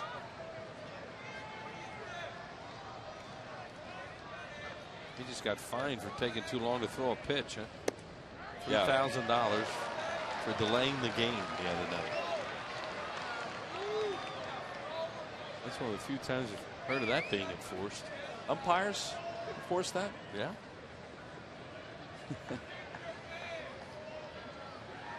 He must have been warned a couple times of it. Yes.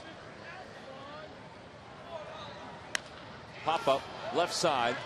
Lowell crosses over to foul territory. And there's one out here in the bottom of the 9th inning.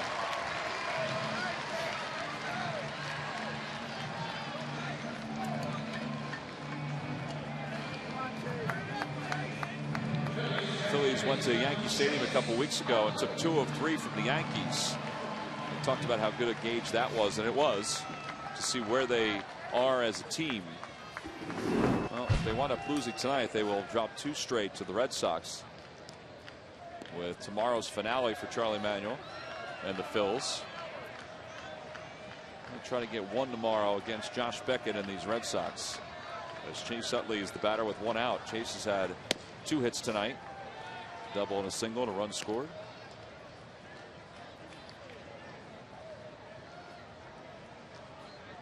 Charlie continues to say, as we mentioned, that he doesn't know why the record is where it is at home, but he says, you know, just like Larry Bow used to say, look at the back of the baseball card. Yeah. He says, you know, look at the end of the year. He can't imagine that it won't even out. As Utley picks up his 3rd hit of the night, hustling around first, he'll hold up there. And he's aboard with 1 away here in the 9th inning.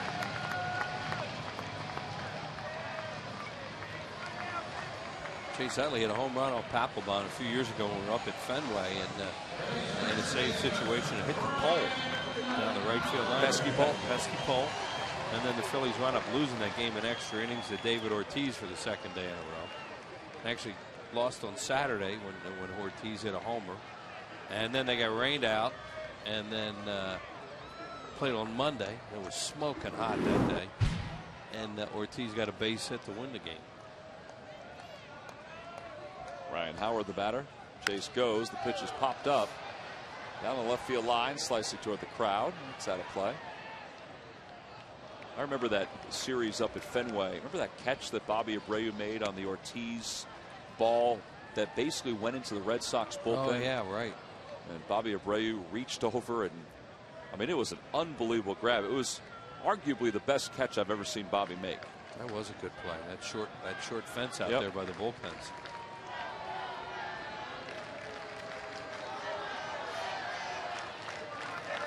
Oh, and 1 the count to Ryan. Chase goes again. Ryan fouls it off his leg.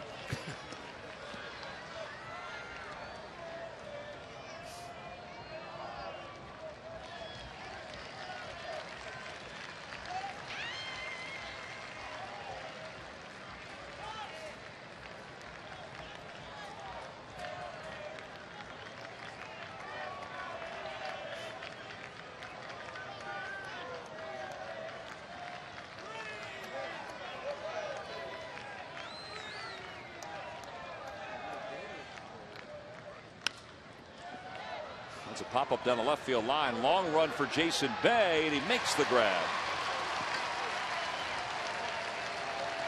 Wasn't sure if Bay was going to get to that one. He had a long way to go, a lot of real estate to cover. And it's safe to say that's what he brings compared to Manny Ramirez. Well, yeah. So here's Raul, who's 1 for 4, homered back in the 4th inning. Manny's probably going to catch that. No. Manny may not even be in the game at this point. Well, he may be in the game, but he may not be in the game. That's a good point. Dodgers are unbelievable at how well they've done without that guy, too. You know, they're building up a big lead in that division. They're getting back around the 4th of July. Chase runs. Pitch is taken down low. No throw by Varitek.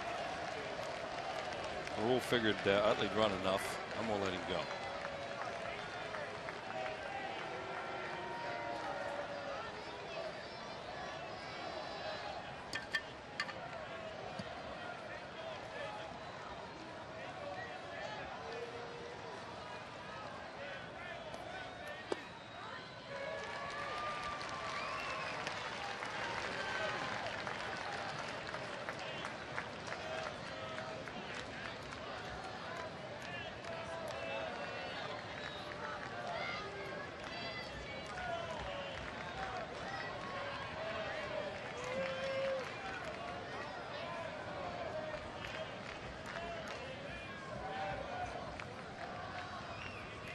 Two balls and 1 strike to count to Ibanez.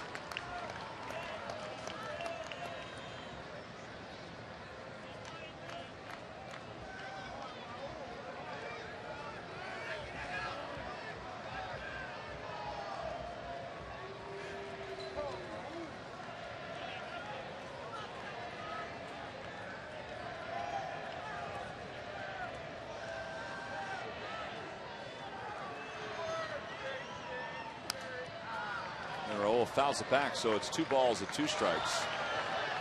Yeah, he does take a long time to get to the plate. Oh, he's delivered. You know, he has that little shtick where he takes a deep breath and looks away and then looks towards the plate. You know, hey, it works for him. He's a tremendous closer, this guy. But for whatever reason, they got him the other night through a final. See how he stares down, takes that deep breath, and he looks in. And he gets a sign. He's delivered. And Raul's down on strikes, and the ball game is over. The Red Sox have taken the first 2 games of this series. This one a very different game than last night's ball game, as they not only sustain a 1 hour and 35-minute rain delay, but put a 5 spot up in the first, and they never trail.